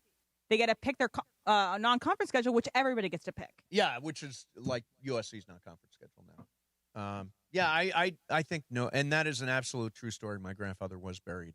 He loved 2 things in sports. He loved Notre Dame football, and he loved Tiger Woods. And he passed away before Tiger Woods' scandal broke out. So when he died, Tiger Woods was still Tiger Woods. I was going to say, you know what? That's actually really fortunate for him. I know. He did not have to live through the whole El Nordegren Golf Club and the windshield all that stuff. So, what was the name of that diner with all the waitresses? Perkins. Down at the Perkins Pancakes. He doesn't know nothing about no Perkins. All right, coming up next for you, you're going to do some fast track. In the meantime, Cosm is bringing fans the ultimate immersive sports experience every single day. At Cosm, you watch all your favorite sports on these massive high-res displays, and you're surrounded by fellow fans. Like I watched, let me see, I've seen USC football there. I've seen a Rams game there. I saw Game 7 of the World Series there. Spectacular. The Dome, an immersive experience with these wraparound displays. It's called shared reality. You will feel like you're actually at the game. Then in the hall, they've got wall-to-wall live multi-view sports so you can catch every single game while cheering on your teams with fellow fans. And they got a huge selection of games. They got the big game. They got all the Laker games. They're doing a Lakers game on tomorrow with Washington. Sunday, the Knicks game. They've got Premier League soccer, UFC. They've got cinema programming that they've done, like The Matrix and Willy Wonka and the Chocolate Factory and the Cirque du Soleil musical show O, shared reality, perfect for the whole family. At Cosm, you're not just watching the action, you're in it. For more information on upcoming events or to go grab your tickets, go to Cosm.com. That's COSM.com. Cosm.com, Mason, Ireland, 710 ESPN. Hi, it's LeBron. The Lakers play here. 710 ESPN. KSPN, Los Angeles. A good karma brands radio station. Sports, culture, and conversations that only happen here. The Macarena. What goes first? Something like that. DeMarco and Travis. Something like that. The Hips is the closer? Yes. Oh my God, in Florida, Disney World. Paradise Cove. Something all like that. All the bars and whatnot, and me and my wife at the time were just having a blast. And this song had just come out. It was everywhere, God. right? And there were people doing the dance. And I kept saying, "Hey, margarita. Hey, margarita." And the guy was getting so mad at me. It's not margarita. It can be. It sounded like margarita to me, and I wanted another one. That was fun. They're oh, my God. Good. Afternoons with DeMarco and Travis starting at 3 p.m. on 710 ESPN. The all-new ESPN LA app and on YouTube at ESPN Los Angeles. Hey, Margarita! Hey guys, new year, new benefits, which means it's finally time to stop saying you're going to use them. ESPN LA fans, go to VisionWorks in Orange County. Annual eye exam, easy. Simple scheduling, simple shopping. And right now, it's BOGO on glasses. 2 pairs, 1 tax return. Plus the 100-day guarantee. If your glasses aren't right, they fix it. Great doctors, tons of frames, no hassle. New year, better vision. VisionWorks in Orange County. Rancho Santa Margarita, Lake Forest, Laguna de Guel, Fullerton, Brea, Bristol Plaza, and Buena Park. VisionWorks. See the difference. Every 40 seconds, a child is reported missing. That's 2,000 children every single day. It's a heart-wrenching reality that we can no longer ignore. Find the Children is a non-profit organization dedicated to helping find missing kids. You can be a part of their mission by donating your unwanted vehicle, running or not. Call 1-800-294-0222. We guarantee that you will receive the maximum tax deduction. We provide fast, free pickup with 24-hour response. Call 1-800-294-0222. Find the Children provides crucial resources to help find missing children and educational materials to teach kids how to recognize and avoid predators. Our recovery programs have a proven track record of reuniting kids with their families. It's time to act. Donate your unwanted or unused car. Help us build a world where every child is safe. Pick up the phone and call 1-800-294-0222. Together, we can bring these kids home safely. This advertisement was paid for in partnership with Cars R Us and Find the Children. For a century, the Genesis Invitational has stood as one of golf's greatest stages, where legends rise and history is made. February 19th through 22nd, celebrate 100 years of championship golf. Experience the drama, the tradition, and the moments that define the Genesis Invitational. Tickets at genesisinvitational.com. And it is 2 p.m. in the Southland on the biggest show on the radio, Mason in Ireland. All right, it is time for Fast Track. Fast Track. The return of Fast Track, driven by our friends at Cerritos Auto Square. Why do more people buy their car at Cerritos Auto Square than from any other location in Southern California? Easy.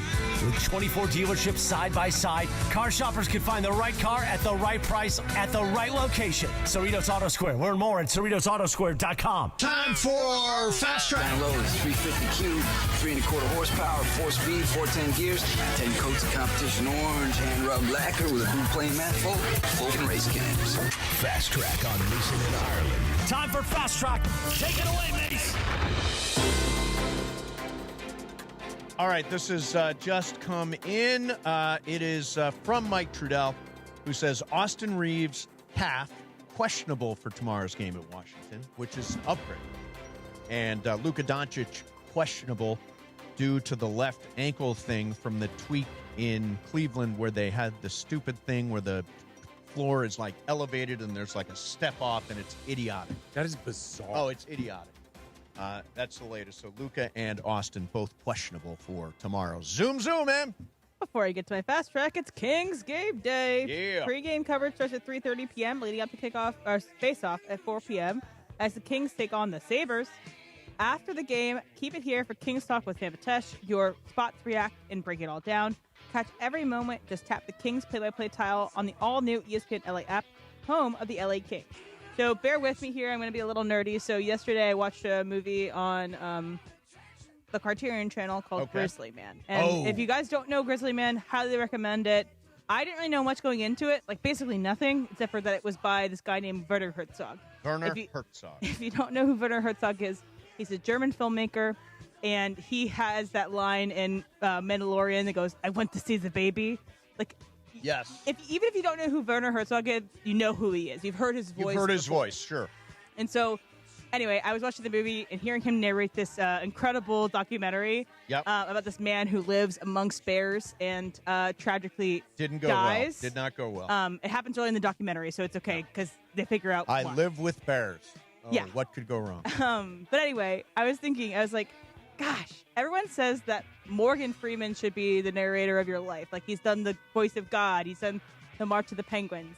I need Werner Herzog because there are things that he says, the way he says them, that are so incredible. And he has this way of saying something so bleak in such a beautiful way.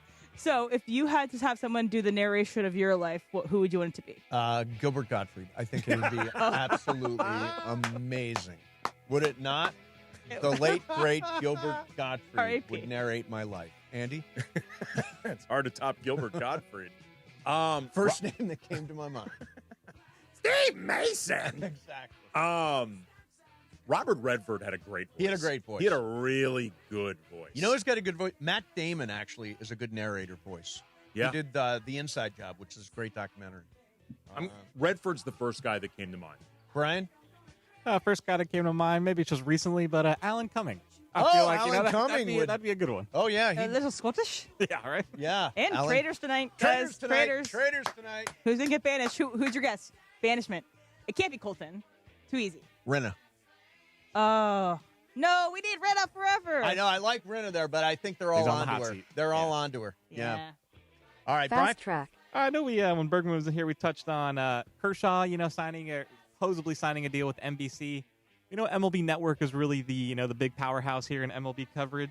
But NBC also announced that along with Kershaw, they're really bringing in 3 guys to kind of, uplift their coverage. Yes. So it's going to be Kershaw, Anthony Rizzo, and Joey Votto. Yeah. And there are a bunch of reports that Joey Votto apparently had, offers from every company out there. Votto, if you've ever heard him interviewed, is terrific. And by the way, at his peak was one of the best contact hitters in the game. I think that he did call a game like locally, kind of like how Kershaw did. Okay, got it. But for Votto, they kind of want him more as the Tom Brady they were saying, to actually be on some games. Oh, is he going to be a game analyst? Because so. Kershaw's a studio yes. guy. So all 3 of them will be studio head.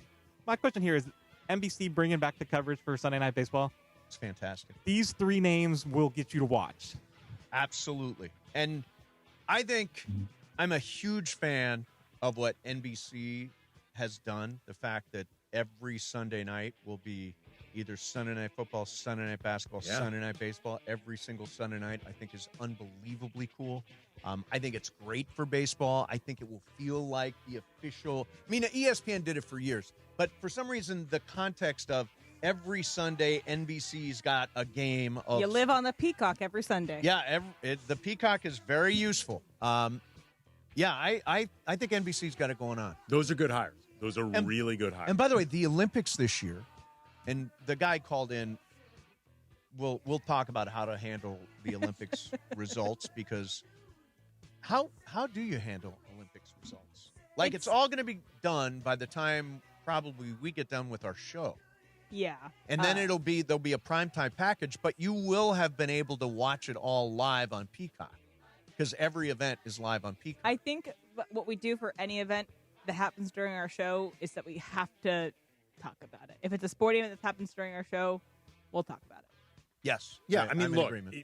You can't in 2026, in the year of global interactivity, social media, internet, whatever, demand no spoilers from a sports radio station. Yeah, it's true. That is an unreasonable ask. By the way, do you know that the night of the Super Bowl, because the Olympics start next Friday, the Super Bowl is next Sunday. After the Olympics, you know what they have on? I'm sorry, after the Super Bowl, you know what they have on? Lindsey Vonn in the downhill, who's like one of the big stars of the game, away from the sport for 5 years. Now she's winning races. I mean, I'm excited to roll out of the Super Bowl into that. I heard Mike Tirico talking about yesterday, too, that after the Super Bowl presentation, everything, confetti on the field, they're going straight into their primetime right coverage. Into primetime coverage. On the field of the Super Bowls where they're going to be doing it. And then I heard Mike is flying to Milan right after the Super Bowl. No, seriously, to do the games. He's the anchor of the games. And is he going to bring his dog with him as well, and then have the map of where he travels every week? I'm doing that at Kirk. Yeah, no, he's not. They're not going to do that. Mike, by the way, Mike used to do a weekly hit on the show. I did. The nicest guy in the world. I remember one time he told Brian and I were doing a show, and he was like, "I'm a very big fan of your work." We're like, "Mike, that is very polite of you to say. We both know you are lying. You have no idea. You have no idea who we are." Like, again, it's very, very generous of you to say that. It's not necessary. It's not believable either. Coming up next for you is more Fast Track. Andy's in for John, Mason in Ireland, 710 ESPN. It is Fast Track on Mason and Ireland on 710 ESPN. The all-new ESPN LA app, and always on YouTube at ESPN Los Angeles, driven by Cerritos Auto Square. And it is time for Fast Track.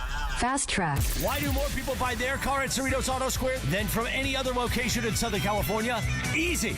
With 24 dealerships side by side, car shoppers can find the right car at the right price at the right location. Cerritos Auto Square. Learn more at CerritosAutoSquare.com. Time for Fast Track. More Fast Track next. You never know what you're going to get when you wake up with Sedano and Cap. I was in Mammoth. You can't even breathe, and you got those whistle boogers, like where your nose is making noise.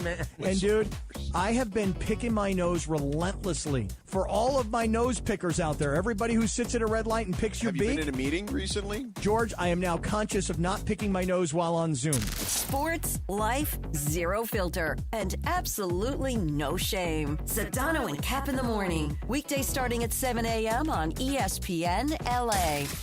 John Ireland for Blue Ice, the finest potato vodka sourced from Idaho and Pure Snake River Aquafire water. Find classic Blue Ice vodka or any of their unique flavors in stores or ask for it by name. Blue Ice vodka, because taste is everything. ESPN LA family, I'm personal injury attorney Joseph S. Normand. 2026 marks 15 years that you've trusted me to represent you. When you're hurt and down, I'm honored to fight for you in personal injury cases when it matters most. Numbers don't lie. I'm the real deal. The voice you hear is a voice you get. If you've been injured in an accident, call 213-747-1234, 213-747-1234, or visit normandlegal.com. Normand Legal, built on trust, proven by results. Every 40 seconds, a child is reported missing. Find the Children is a nonprofit organization dedicated to helping find missing kids. You can be a part of their mission by donating your unwanted car. Call 1-800-294-0222. You'll receive the maximum tax deduction, and we provide fast, free pickup. Call 1-800-294-0222. Donate your unwanted or unused car. Call 1-800-294-0222. This advertisement was paid for in partnership with Cars R Us and Find the Children. Most people in radio commercials talk really fast. But we made this one for RV owners. Progressive knows they like the slower pace of RV life, like this commercial. And they know Progressive will protect their RV at a fair price with discounts. Now here comes the fast part. Progressive Casualty Insurance Company and affiliates. Discounts not available in all states or situations. Fast Track. And it is Fast Track on 710 ESPN. Mason and Ireland on the all-new ESPN LA app, 7:10 a.m. and always on YouTube at ESPN Los Angeles. Fast Track now back in the 2 p.m. hour on Mason and Ireland, driven by Cerritos Auto Square. Why do more people buy their car at Cerritos Auto Square than from any other location in Southern California? Easy. With 24 dealerships side by side, car shoppers can find the right car at the right price at the right location. Cerritos Auto Square. Learn more at CerritosAutoSquare.com. Once again, back to Fast Track and back to Mason and Ireland on 710. All right, vroom, vroom, man. And don't forget, the big game is around the corner. But before that, it's the NBA trade deadline. ESPN LA and Hendrickson are taking over Rock and Brews in El Segundo next Thursday. So a week from today, it'll be NBA trade deadline. We'll all be together. Yep. Plus, O'Shea Jackson Jr. Jackson Jr. is hanging out for the Cocaine afternoon. Bear and Chathies and Den of Thieves and all this great stuff. So it's going to be a super week trade deadline party. Join us, followed by DeMarco and Travis. We'll be broadcast live from noon to 5:30. Become an NBA Ginsider. Follow every Lakers move and win Lakers tickets. It's all happening next Thursday at Rock and Brews in El Segundo. See you there. And by the way, we'll be going live right as the trade deadline is final. That's right.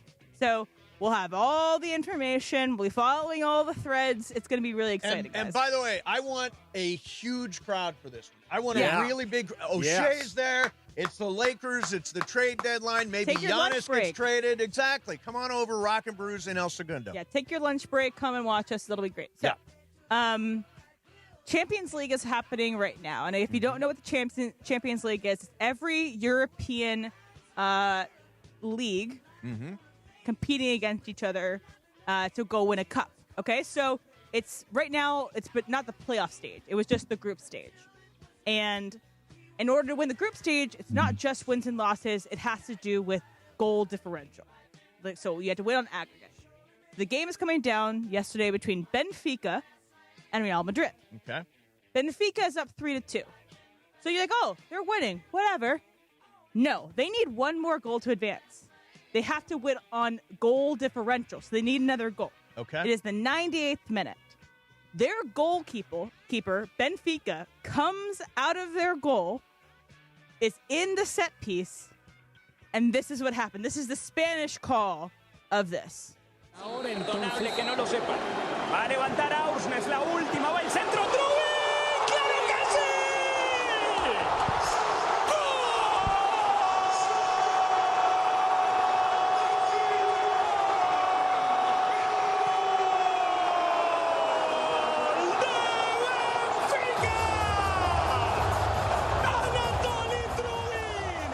And it's the goalkeeper. Yes. It's the goalkeeper who never scores. He comes in. I think it's a header that he gets it in. Wow. It was incredible. Incredible scenes here. Benfica will advance to the next round. It's an incredible. I just think it's really cool to play, the international call. Yes. Soccer's fun. I love watching the Champions League. Do you follow the Champions League? Do you I watch follow it? my team. What channel is I it follow on? Arsenal. It's usually on Paramount Plus. Paramount Plus. You can okay. get it streaming there. It's not on the Peacock. Sorry. That's where I watch my UFC is on Paramount Plus. Right, you're the big UFC head. And occasionally it'd be on TUDN here. So we pulled that from TUDN, which is the Spanish call of it. Cool. But anyway, great stuff. Champions League is really fun. Go Benfica. Go get Benfica. All right. Brian? Fast track. All right, so last week the Washington Post apparently said that they're not going to be doing local coverage of the Olympics after already spending, I think, $80,000 what they said. Got a lot of backlash about that, and so they reversed course a couple days ago. They will be sending some local reporters to cover the Olympics. But then they came out today and said this. They're no longer going to be sending any local reporters for any of their local teams. So the Capitals, the Wizards, the Nationals, gutting their and the entire Mystics. sports Yeah, it's department. terrible. Right. So my question, though, is how important is it for, how much insight do those people who actually cover the team, travel with the team, do they get? Are they really going to be missing out on a whole lot here? Yes. Or... Yes, absolutely. Yes. They absolutely will. I mean, beat writers are incredibly important to conveying the information. Like, for example, first of all, newspapers being gutted everywhere. Like there's sometimes, like Pittsburgh, the Post-Gazette went out of business. Yeah. It's like that is the newspaper for Pittsburgh. And Washington Post was bought by Jeff Bezos in the last 5 years, which And who's might be the stripping it down reason for why parts. Yeah. this is happening. Yeah, I mean, I think we're going to miss a lot. If we did not have beat writers, think about it. The guys like Brad Turner, guys like Gary Klein. Bill Shaken, who's the guy? Jack Harris, Alden Gonzalez. Some of these guys, by the way, are going to the California Post, or actually join the California Post. Who in the world is making a new newspaper in this environment? Well, I would say a company like the New York Post. I believe they're a Murdoch company. They've But where do really, you see it? Like, there's no newsstands. It's mostly digital. It's mostly digital. I think there is also, without getting too far down a political rabbit hole, there is a political piece of this, I think, looking to own overarching coverage and sort of the coverage that they want. I don't know anything about but that. This is the example I would give in terms to BC's question of why it matters. Think about how many times we see national coverage of a team that we know well, like the Lakers or the Dodgers or whoever, and we think these guys have no idea what they're talking about. Like, they really don't know the team. Right. That's the result of, or that's what you miss out on if you don't have beat writers. Like, that's really what you're missing out, is people that are around this more. And it's also how these beat writers also will develop as writers. Yeah. And then go on to write bigger pieces down the line. It could be that it's a building block, or it could be where they want to be forever. Yeah, I mean, local coverage is just important in general. Like, I mean, forget just in sports. In general, like, to know the way your city or your state is run, or just different, like, you miss out on that stuff the more local papers get gutted. Yeah. It's too bad. I mean, I don't know this California Post thing. I've not. They stole a bunch of writers from the LA Times, right? Yeah. Jack Harris going over there. Jack Harris is great. But I will say the LA Times is also offering a lot of these guys like buyouts, and we're not going to pay them, and so then they needed places to be. Ben Bolsh, who was with the Times for years, he's going to the Post. Michelle Rowland, who I don't believe was ever with the Times, but she had been with Fox. She's going over to the Post. Kobe Price, who's with the Southern California News Group, very, very good Lakers coverage. He's going to the Post. They're going aggressive. Well, they're investing. I mean, that's what it takes. The LA Times seems to be. Do you think I subscribe to the LA Times? Yes. Do you get the sense that the LA Times is winding down? I mean, all their writers just left, went somewhere else. I would hope not. I hope not. I don't think they're winding down. I think, like a lot of newspapers, they're looking to go as bare bones as they possibly can. Like the New York Times, they gutted out their entire sports section, and then they just bought the Athletic. They bought the Athletic, but the version of the Athletic that exists now is not the same as when I used to write for the Athletic. Right. I'm not even saying it's better or worse. I'm just saying. Well, they've loaded up on. They're great writers, but then it's like they don't have the same rights as New York Times writers, and so that's what they kind of. And it's we're getting in the weeds. It's a lot more nationally driven, the Athletic coverage, than it used to be when I wrote for them. Okay. Coming up, do I promote this person or not promote this person? We may have a special guest coming up next. We will. We hope so. We hope so. In the meantime, big game is almost here. No better way to cash in during America's biggest sporting event than Prize Picks, where it always feels good to be right. Brian Cohen, have you started thinking about how you're going to play the big game, as they call it? Of course. I actually was looking yesterday. I'm kind of liking, there's a couple different plays that I like, but I do like both running backs scoring. Yeah. And I'm waiting for the free play because I know they're going to be getting one of these. There's going to be a free play in there. Well, I played a lightning bolt play tonight. I've got an NBA ticket. It is, you tell me if you think this is a good ticket here, Andy. I'm listening. Okay. This player I really like, Justin Champagnie in Washington, more than 8.5 points. Justin Champagnie, Washington, more than 8.5. I think that's above his average. Yes. A little bit, yeah. Against the Lakers, always a safe bet that someone can score against them. No, it's against Milwaukee tonight. Milwaukee They're in a back. tonight. Oh, that's interesting. Washington's back-to-back. Right.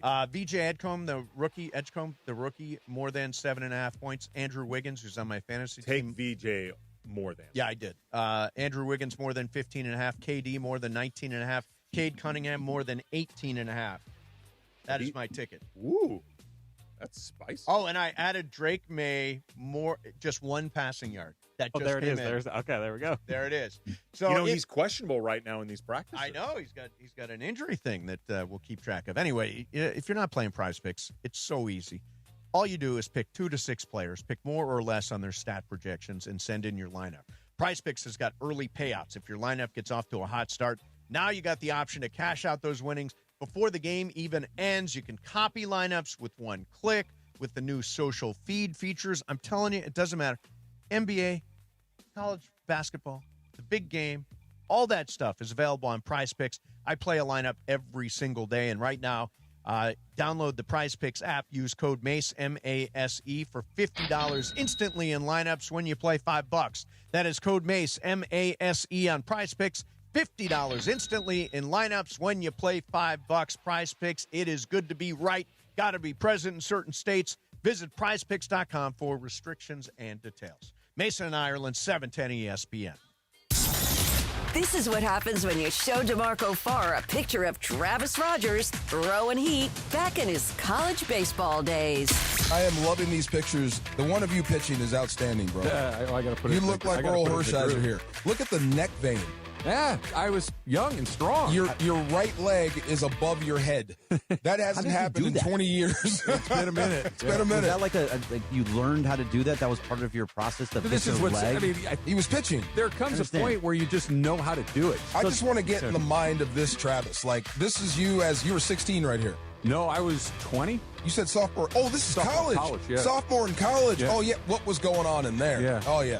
I was probably pissed that I wasn't getting more innings. See, that's what I'm talking about. Afternoons with DeMarco and Travis. Weekdays starting at 3 p.m. on 710 ESPN. The all-new ESPN LA app. And live on YouTube at ESPN Los Angeles. Good Karma Brands is proud to be an equal opportunity employer, providing equal employment, development, and advancement opportunities to all teammates and applicants. To learn more about careers with us, please send an email to talentacquisition@goodkarmabrands.com. That's talentacquisition@goodkarmabrands.com. Have you heard the refinancing rule of thumb that says you have to drop your rate at least 0.5% to refi because it'll take several years of savings to recoup the closing costs for a refi? The Loan Exchange says the rule is nonsense. With a Loan Exchange free closer, you can lower your rate without paying any cost whatsoever. That's right, lower your rate with no cost and your balance doesn't go up. You start saving on the first day you have the loan and every day thereafter. If you decide to move next year or rates drop further, you can exchange that loan for another without losing a dollar that was tied up in closing costs. Today's 30-year fixed-free closer rate in APR is 5.625%. So if your current mortgage rate is higher than 5.625%, give the Loan Exchange a call at 855-752-9944 or log on to theloanexchange.com. It won't cost you a thing. NMLS 1637539. Loan subject to credit approval. See website for licensing information, loan terms and conditions. Equal housing lender. Call 855-752-9944 or visit theloanexchange.com. And it is Mason and Ireland, the OGs of LA Sports Radio. Like, that's the problem in the world, is there aren't enough happy shows, fun shows. Mason and Ireland. 710 ESPN. Swing and a drive. Left field. On its way. Gone. Chris Taylor walks it off. He sprints around the bases. And the Dodgers are heading to the division series. There he is. CT3 joining us right now, Chris Taylor. Hey, Chris, how are you, man? I'm great. Thank you for having me. Absolutely. So you are doing, Chris, your third annual Polar Plunge for a great cause. Actually, it looks like two great organizations. Describe how this thing got started. This will be a third one. I think we started the foundation, the CT3 Foundation, back in 2020. I think was our first event. We were mostly doing stuff in my hometown, Virginia Beach, and then I think 4 years ago we had our first LA-based event. Obviously, living out here now. Sure. And the first year, I think we did a Top Golf event. Nice. And then the last three, we've done the Polar Plunge. And yeah, I mean, it's been great. Each year, the event's gotten bigger. I'm hoping that trend continues, and we can continue to raise money for great causes. So this is Sunday at the Manhattan Beach Pier. You've done this before. How long do you stay in the water? It's up to you. You know, some guys like Mookie get in there for 5 seconds and then immediately get out. And then there's other guys who, you know, the cold plungers and the hypnotherapy guys, they can be in there for 30 minutes. So wow. It's all whatever you're feeling. Who's a 30-minute guy who we would find interesting? I can always count. I try to stay out there as long as I can. You know, I feel obligated. Sure. You know, being that it's my you're event. You're the one that told everybody to get in the water. It's a bad look if you're the first one out, Chris. The example. But I can always count on Tyler Glass now to be out there with me for a while. Nice. I know he's a cold plunge guy, so he likes the ocean. I know he'll be out there. Who else is doing the event with you? Who are some of the guests? I mean, just a bunch of my former teammates, obviously a lot of current and former Dodgers. The guys I can say for sure, Tyler Glass now, Will Smith, Teoscar Hernandez, wow. Kenley Jansen, former Dodger. Oh, yeah. He told me he's coming today. Awesome. I think there would probably be I would say 15 to 20 baseball players. That's awesome, man. And then we're hoping to get some other athletes. You know, now that I'm not a Dodger anymore, I don't want it to just be a Dodger thing. I would like for it to be like a LA sports event where sure. a bunch of athletes come out. You know, there's certain sports that are obviously tougher that are in season, but you know, hoping to get some football guys out there. What about a sports talk show host? Yeah. You want a sports talk show host out there? Yeah, absolutely. I'm not afraid of the cold water. I'll plunge. I can plunge with the best. You going to come out? Yeah, I'm going to come out. Yeah, I'll put you down. Okay, put me down. Steve Mason, put me down.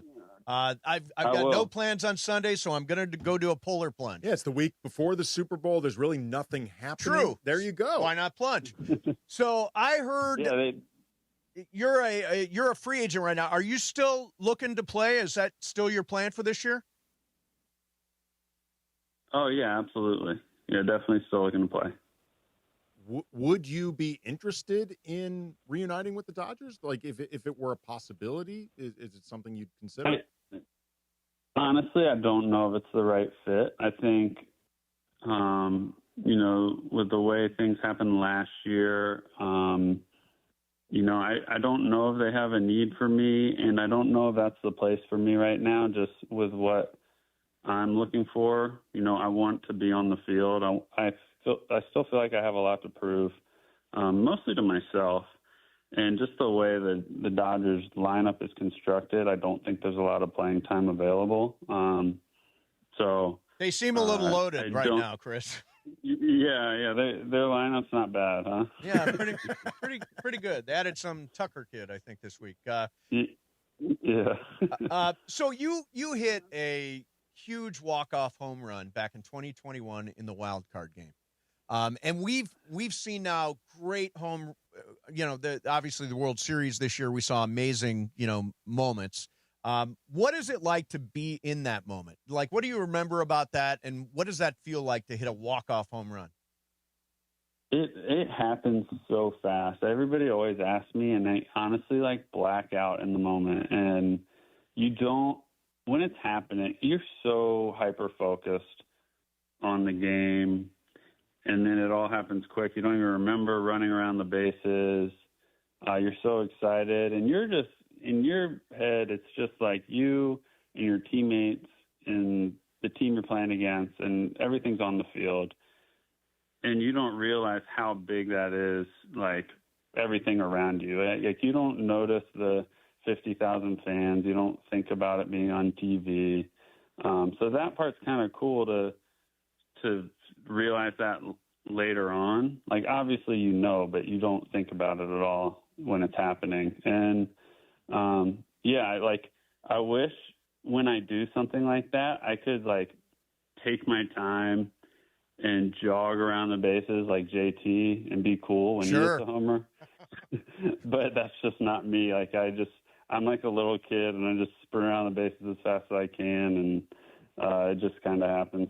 I mean, along similar lines, you've been a part of 2 World Series championships. You're part of the history of an organization that has a ton of history beyond all of that. It's one of the most historic franchises in sports. Have you been able to look back at all, or just sort of think about what it means to be a part of that story? Absolutely. I'll always be very proud to be a Dodger. And be a part of that group for, 9 seasons. Some of my best friends, got an opportunity to play with many of my best friends that I'm still really close with today. Won 2 championships. It's just there's nothing like wearing Dodger blue. There's nothing like playing in that stadium in front of the best fans in the world. Los Angeles is my home now. I live in Manhattan Beach. It's something I'll always cherish. And, I'm very grateful for my time as a Dodger. Now, I don't know this for sure, but I have heard that the Dodgers might have the highest payroll in Major League Baseball. I've heard that. And a lot of people talk about a salary cap, a salary floor, Dodgers are ruining baseball, all that kind of stuff. I am not a believer in that, but what do you think?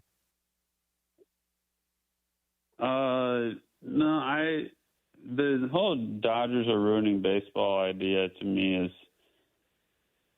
I think, I guess I understand the frustration that some fans of other teams feel, but you can't say having Shohei Ohtani and and Mookie Betts and Freddie Freeman, and the list goes on, all these guys on national TV and playing the biggest games of the year.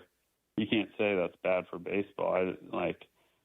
To me, you get to watch the best players in the world all play on the same field for the biggest, one of the best sports franchises in the game.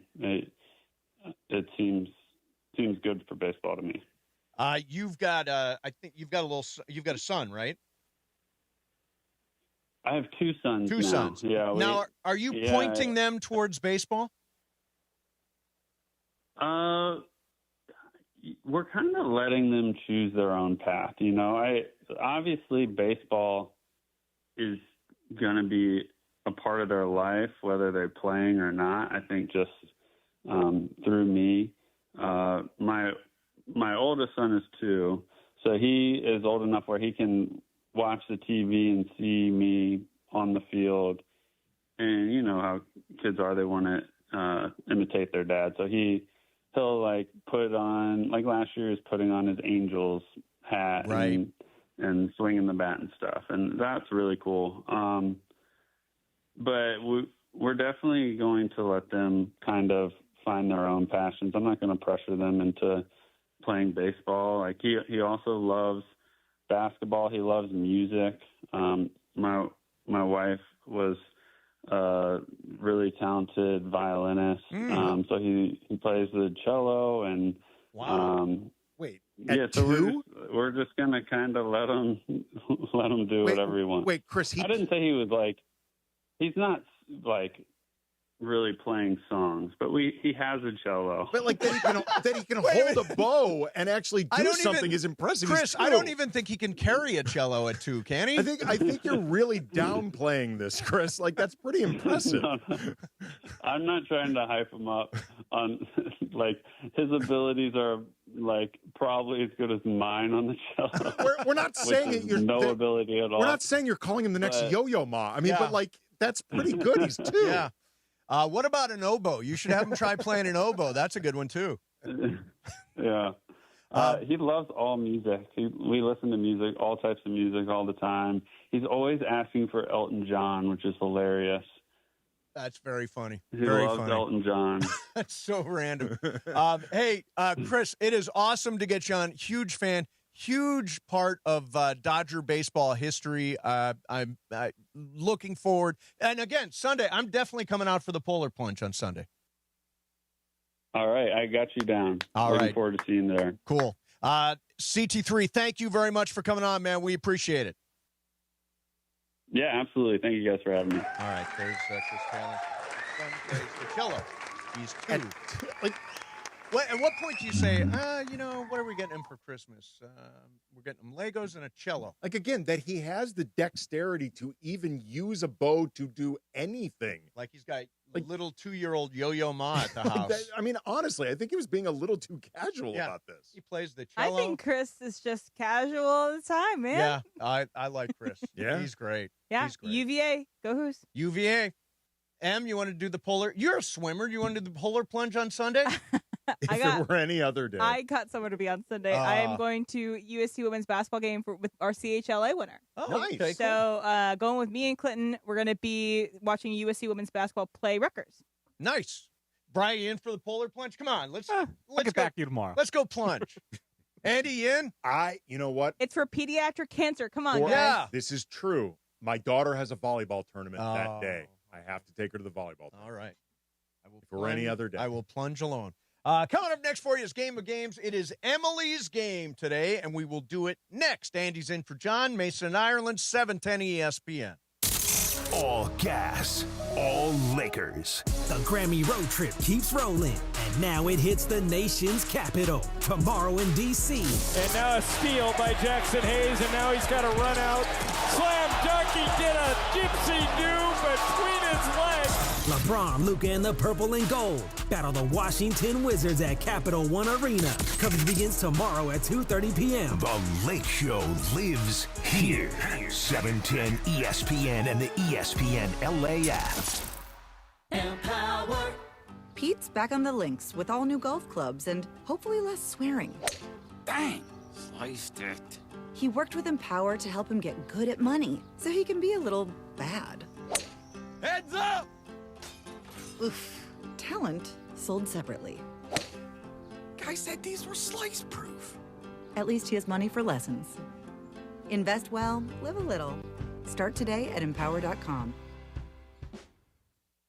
Life is full of choices, some big, some small. And when you choose an H&R Block Tax Pro, you're choosing the largest network of tax expertise to be in your corner. For when your big ambitions need help with the small details. For when your 6 figures come from 6 different places. For when your gaming stream becomes your revenue stream. For when your business's year 1 needs 70 years of tax know-how. At H&R Block, we've seen it all, and we're here to help you make the most out of your money for life outside the box. Get started at hrblock.com.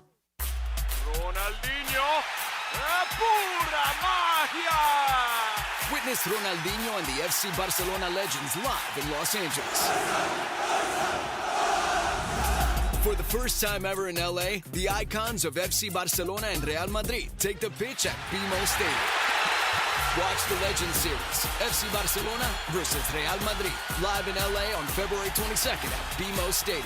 For tickets and exclusives, go to wearehouseofheroes.com. Valentine's Day is near, or is that a meat lover's pie from Good Times Pizza Company I smell? I'm in love.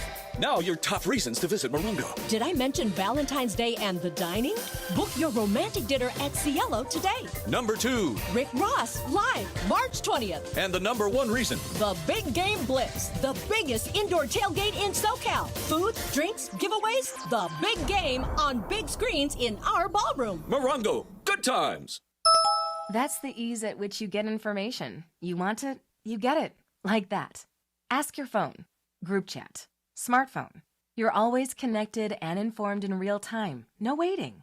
So if you're diabetic and still using finger sticks to read your blood sugar, what are you waiting for? Knowing your blood sugar levels instantly is important for managing diabetes. Call US Med at 888-665-0696. To learn more about continuous glucose monitors, a real-time instant method to track your blood glucose, US Med is an approved provider for Medicare and over 1,000 private insurers. And the best part? Call 888-665-0696 and we'll give you a free insurance benefits check today. So call 888-665-0696 today. That's 888-665-0696. And manage your diabetes as easy as Mason and Ireland. You know what they say? Nobody loses like sneaky bastard. Unbelievable. Oh, it pays to be a loser, people. On LA's mega sports station, 710 ESPN. If you're a loser, it pays. Back to the guys. Yep, where it's good to be wrong. All right, it is time for Game of Games, and we are joined by the host of Lakers Talk Daily, DeAndre Hawkins. D, what's going on, man? What is going on, everyone? How are we doing today? We are good. Now, you've become a regular player here on Game of Games. I guess I am. I have no problem with that, actually. Yeah, no, it's fun to play Game of Games. It's fun if you don't have to write it. Exactly. The writing of it is a lot of work. Em, you've got the game today. What do we got cooking? I do. So, today is Tom Selleck's birthday. Hey! Great And mustache. when I think of Tom Selleck, I think of like a procedural. I think of like Blue Bloods. You know, it's like a crime every week thing. Sure. So follow me here. All right, following. What procedural show has this actor done? That's this game today. Okay? Okay. I'm going to give you an actor. Yep. I'm going to give you a couple options. Okay. And you're going to choose what procedural they have done. Things like Law and Order, CSI, Criminal Minds, Grey's Anatomy. Like, I'm counting the medical shows too. Like Yes. House. Okay, good. Okay. Scarlett Johansson has done Law and Order, Grey's Anatomy, or none of the above. Let's start with Mace. Law and Order. DeAndre. Or Law and Order. Andy. None of the above. Brian. None of the above. And Andy and Brian, correct. Yeah. Oh, Starting you off on a wrong I foot. figured when she was a little girl, she must have made an appearance on Law and Order because everybody does. She was being the horse whisperer. Yeah, that's right. So, all right. Next up, Mrs. Taylor Swift. Has she been on Law and Order, CSI, or Grey's Anatomy? DeAndre. I'm going to CSI. Andy. Grey's Anatomy. Brian. CSI. And Mason. Her cat is named Olivia Benson. I'm going to try Law and Order. It is CSI. CSI. DeAndre. That's why I put Law and Order there. CSI. So DeAndre and Brian got points for that. Why do I know her cat's name? I don't know. Next up. Mr. Begonia himself got snubbed at the Oscars. Jesse Plemons. Oh, Jesse Plemons. He did get snubbed. Was he in Law and Order, Grey's Anatomy, or he's never been on a procedural? Oh. Andy. Law and Order. Am I scoreless? Correct. You're alive for lucky lose. Okay. But we're only 2 in. So, Brian. Never been. Mace. Law and Order. DeAndre. Never been. Jesse Plemons did. Grey's Anatomy. Oh. Did anybody get that? Nobody got it. Nobody. No. He had like a messed up face. I've never seen Grey's Anatomy. Me neither. Me neither. Neither have I. So, up next. It's been on for like 25 years. We've never seen it. Up next, Bradley Cooper.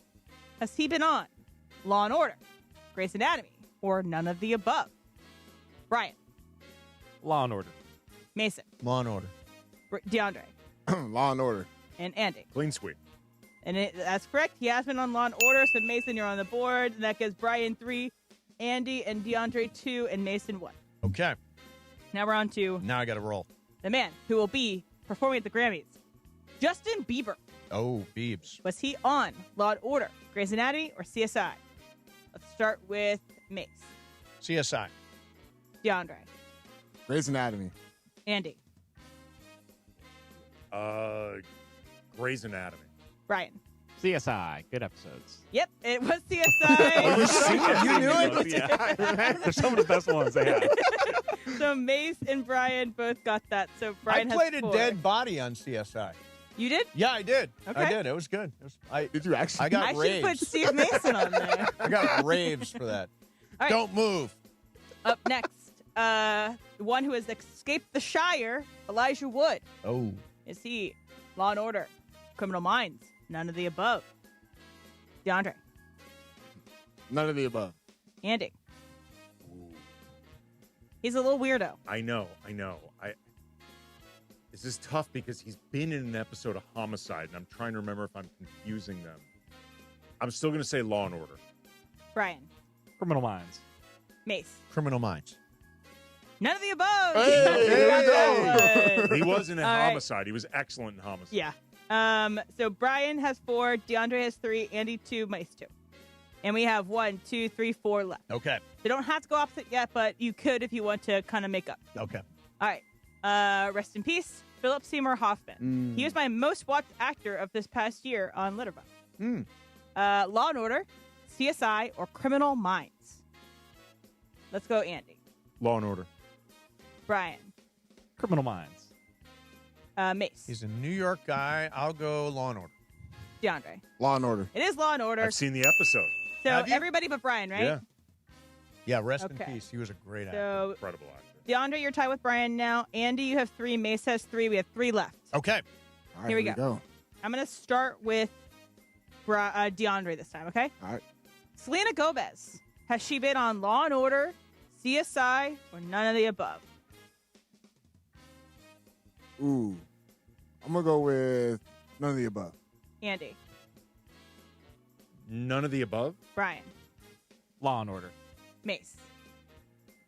Law and Order. None of the above. Yeah, none of the there we above. go. You're taking the lead. Andy, you're at 4, and you're tied with Brian now. Mace, you're at 3. You now have to go opposite or you're done. Okay, got it. Okay. So, DeAndre, again, starting with you. All right. Seinfeld's own Jason Alexander. Oh, okay. Do you know who Jason Alexander is? I do not know. He played George on Seinfeld. George on George Seinfeld. Costanza. The bald Okay, guy. okay, Yeah, Bald George guy. Costanza. Short, Hey, yeah. yeah. Okay. George Costanza, Jason Alexander. Is it Law and Order, CSI, or Criminal Minds, DeAndre? Criminal Minds. Andy.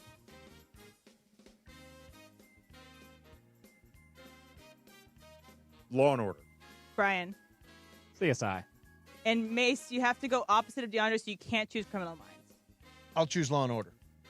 It was an iconic episode of Criminal Minds. Hey, there we go. Does that Big league. So clinch it? Who else got it? Nobody else? No. All right, You so got that- it, right, I DeAndre? did get it, yes. Yeah, I That think does clinch it for DeAndre. You don't Congratulations, even know who DeAndre. Jason Alexander is, and he got this. Explain to It's a him swag who- system, baby. Let's go. I have 2 more. I have one Okay. more, and then the tiebreaker. Cool, So let's do 'em. Here's the next one. Mark Hamill. Was he on Law and Order, Criminal Minds, or Grey's Anatomy? And let's start with Andy. Criminal Minds. Brian? Grey's Anatomy. Mace? Criminal Minds. And DeAndre? Law and Order. Criminal Minds. All right. So, how many episodes are there of the show Law and Order SVU? Oh, just SVU. Just SVU. Still a lot of episodes. I mean, a lot. Okay. Let me know when you have a number.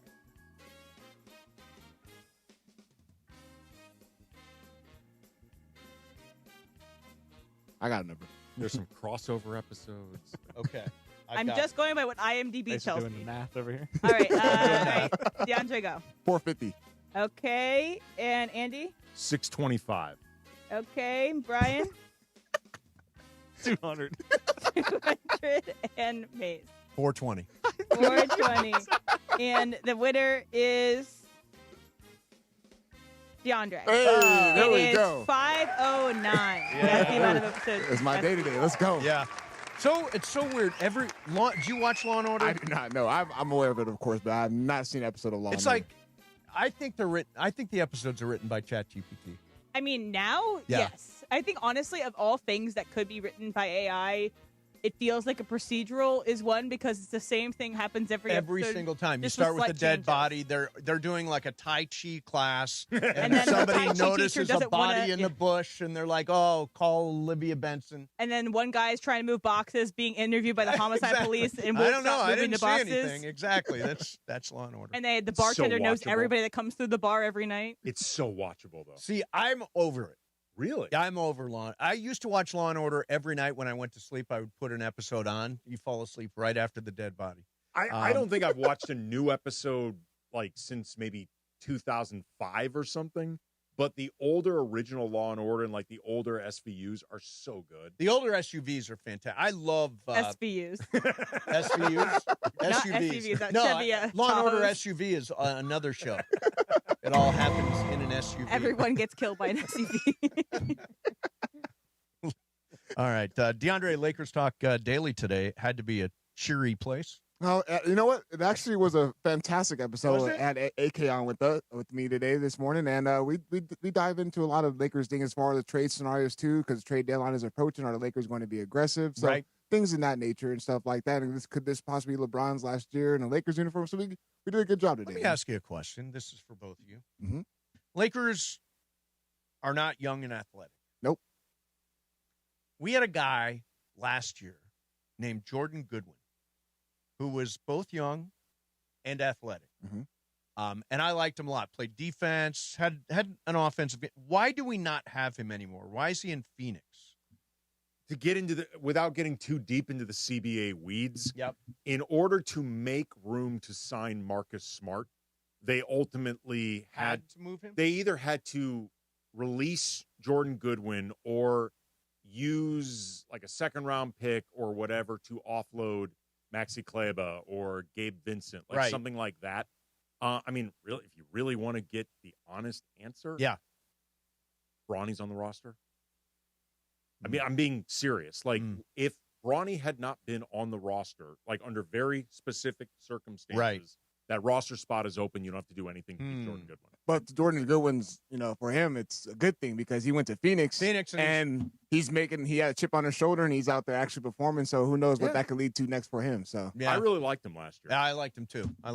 Yeah, hopefully Lakers It's can the get kind of younger player athletic. we need. Yeah, exactly. Yeah. We need more grit and grind. All right, every single day, 11 a.m., Lakers Talk Daily with DeAndre Hawkins. He knows ball. I'm a ball knower. Thank you very much for coming in, Appreciate man. you guys. And congratulations on the win. All right, coming up next for you, Soup Crosstalk. Mason, Ireland, 710 ESPN. The Sedano and Cap Morning Show. Freaking suck, man. Fire everybody. They suck. Weekdays starting at 7 a.m. on ESPN LA. George, have you ever watched a full football game sitting side by side with Christopher Arthur Morales? Yeah, in the past, I'm sure we have. Yeah. Because it's not like where he's trying to tell you, like, hey, you know what? Wow, on 3rd and short, maybe they should do this because look at this situation or look at that. It's always like They suck. This is a disaster. I'm like, bro, it's the first Very quarter. It's a long game. No, he suck. overreacts to everything. Like, that's just who he is. I mean, you're surprised by this? Because Bergie's thinking like an analyst, you know what I mean? We were having conversation. Right. And Chris is just saying, they freaking suck, man. Fire everybody. They suck. Hey, Sedano and Cap, every weekday morning starting at 7 a.m. on 710 ESPN, the all-new ESPN LA app, and live on YouTube at ESPN Los Angeles. For a century, the Genesis Invitational has stood as one of golf's greatest stages, where the game's legends make their mark and history is written. It's official. The round that will long be remembered. Oh, yes! Ludwig Oberg. February 19th through 22nd, celebrate 100 years of championship golf. Experience the drama, the tradition, and the moments that define the Genesis Invitational. Get your tickets now at genesisinvitational.com. Hey, it's John Ireland. Watching a Lakers game is so much more than just a game. It's the moments before tip-off, the people you're with, and the food you're sharing. That's why I love BBGO. Their food is bold and packed with flavor, so comforting and easy to share. Bowls for a quick meal, dumplings and fried rice for everyone at the table. Vibe on a wave of Korean food and culture with BBGO. Look for BBGO at your local grocery store, in the Asian and freezer aisles. BBGO for it, and bring something different to the table. ESPN AM 710 Los Angeles. It's the greatest segment in LA sports radio history. Oh my God. When the shows come together for magic on the radio. It will only grow stronger. Super Crosstalk. It's time for Super Crosstalk. DeMarco Trav jumping in here. Guys, what's going on? Nada. Feeling good. Did you hear CT3 on the show? Emily was just telling me about it. He said he was really good. He was excellent. Yeah. I thought he was terrific. And UVA guy, smart guy, right? Exactly. Right, Em? Yeah. Went to UVA. He shouted that out. That He's was- doing a polar plunge on Sunday. Yeah, he was a great Dodger. You know, Great he's not going to Dodger. go to the Hall of Fame. He didn't make a bunch of All-Star teams or anything. I think he made one, but gritty, clutchy, and so useful. Yeah, like he played on 100 different his positions. versatility was Absolutely. unbelievable. He said gritty gutty. You know what follows, right? Gritty gutty. White guy. Well, deceptively athletic. That's what they used to say in St. Louis. First one in, last one out. Yeah. Son of a coach. Well, he's both gritty Yeah. and gutty. No, he was and his positionality was incredibly useful and got a bunch of big hits for them for a long time. He was Yeah. great. NLCS MVP, I believe. Yeah. So, DeMarco, what do you do with your life now that Rams season is over? I'm trying to find new shows. I should have asked you and Emily. I need to find new shows to get into. What'd you start? Task. I finished Task. It is very good. Loved Mark it. Ruffalo is excellent. I've got one more to go. I have Ooh, right the finale's great, I think. Yeah, I so agree. that's where I am.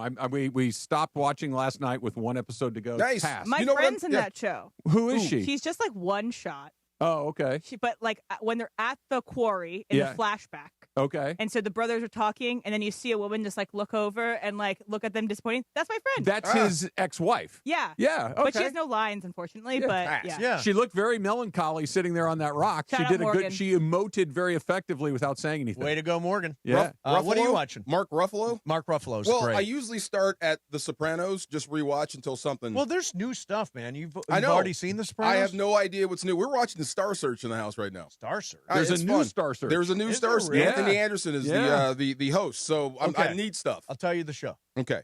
Now, I do not watch reality television. I don't know who anybody. I'm skeptical from the jump. I don't Go know ahead. who anybody is in reality television. There's a show called Traitors.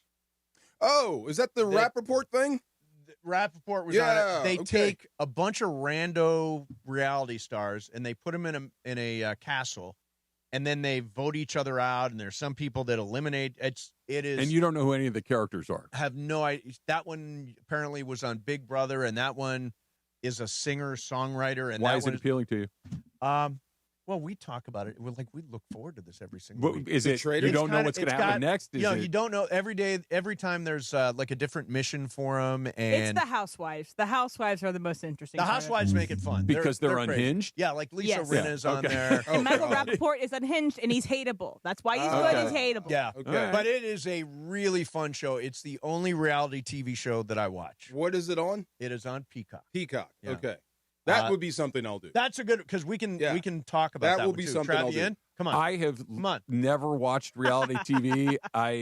You know how often I do this? That's come a very hard sell for me. Come on. We can talk about Task. You and I can start a Task text We're thread. watching Industry, Landman. What is it? Can I ask? We watch Landman. Marco and I love Landman. Hey, Travis, can I sell you on Industry? So it's more like Mad Men than it is like Succession. It's much more like a inner workplace. What is the industry? Finance. Okay. So it's finance. So like a little Uncut Gems, and a little Mad Men, Okay. and it's not really Succession because it's not really about like the big players. It's about small players. Okay. Yeah, and it's really sexy. Okay. It's really, like I saw That I what could get I on board think with. is the sleaziest scene I have ever seen in a television show. Is it an easy watch? No, it's not an easy watch. Not an easy watch. I'm looking for an easy watch for a while. Just for another month. Platonic. Watch Platonic on Apple TV. Platonic's really That's fun. an easy watch? Yeah, Okay. that's Which one's that? Seth Rogen and Yeah, there you go. Oh, okay. Oh, that's the one I'm supposed to get into with Harrison Ford. Oh, and Siegel. Shrinking. Yeah, That's the Shrinking one. is coming back. That's a the one great I'm supposed show. to get That's on into. Apple? Yep. That's on Yeah. Apple. The Yeah, guy Jason Segel's really good, and Harrison Ford is He told me hilarious. Michael J. Fox showed up in one. Oh, yeah, Michael J. Fox. I'm in. Yeah. I'm definitely in. Yes. Yeah, my mom loves Shrinking. Shrinking. I haven't seen Okay. it. I've not seen it. Yeah. You ever go to a shrink? I haven't. You've never Do you gone think to a I shrink? should? I've never been. No. That's kind of personal. Have you, DeMarco? Well, court mandated. Yeah. Oh, really? Yeah. Andy, I'm not guessing you've opposed been in to a any shrink. real Andy, way. Andy, It was of my own free will. Oh. Yeah. There was no court order for you? Yeah. No. Yeah, I did. I've not. I do it myself. I think it helps. I do. Everybody I know, and I have many friends and family members who go, and they all say the same thing, that it's incredibly helpful. Yeah. I think I don't know where I would be without therapy, to be honest with you. Yeah. Because You come out feeling better every time? come out feeling sometimes better, sometimes motivated. Okay. Oh. Sometimes you get a motivation I could use boost some out motivation of in it. my life. You? Yeah. Come on. Oh, Trav, you're like one of the hardest working guys. Thank you, Mace.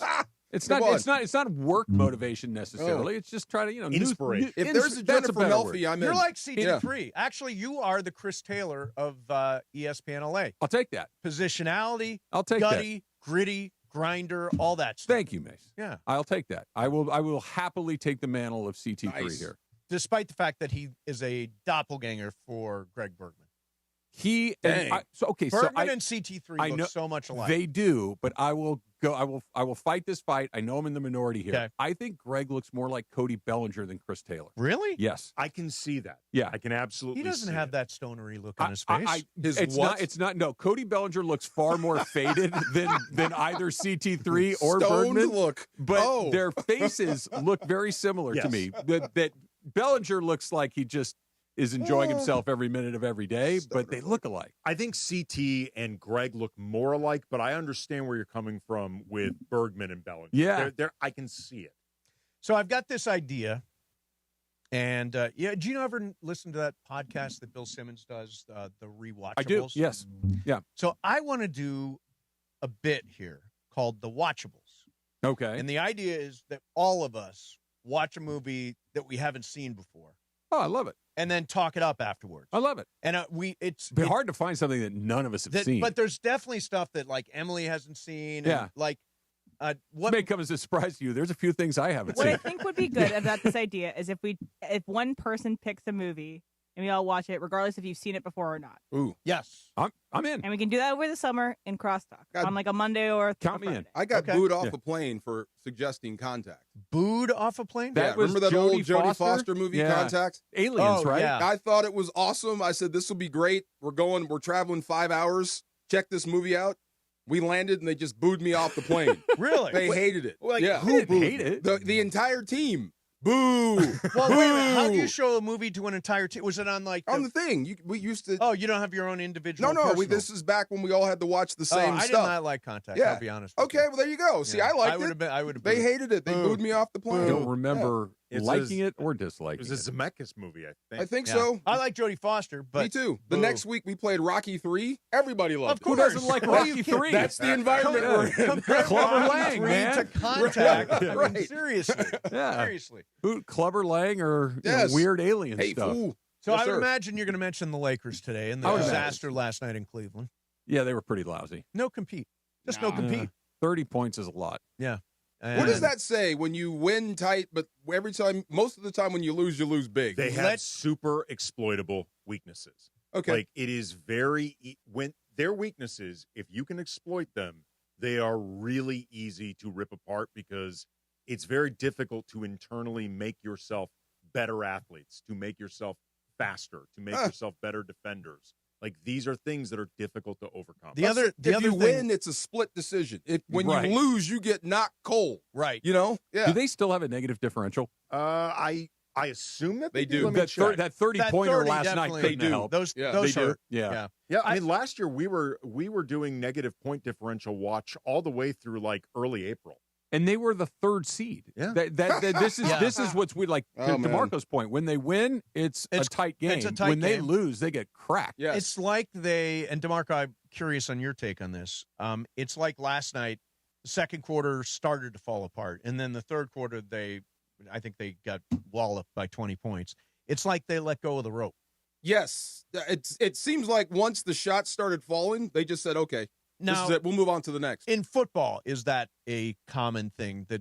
Do guys ever let go of the rope? I don't think people, well, towards the end of the year, yes. When you know you're out of the playoffs, this is the last game. Arizona, they put up a fight, and then once they got behind by 11 points, they looked up. We're 15 minutes from vacation. Right. It's over. Right. But for the most part, you can't quit. Now, you can get murdered by a better football team, and there's nothing you can do about Sure. it, but there is no quit to it. They're just better. It's kind of a safety issue too in football to let go of the rope.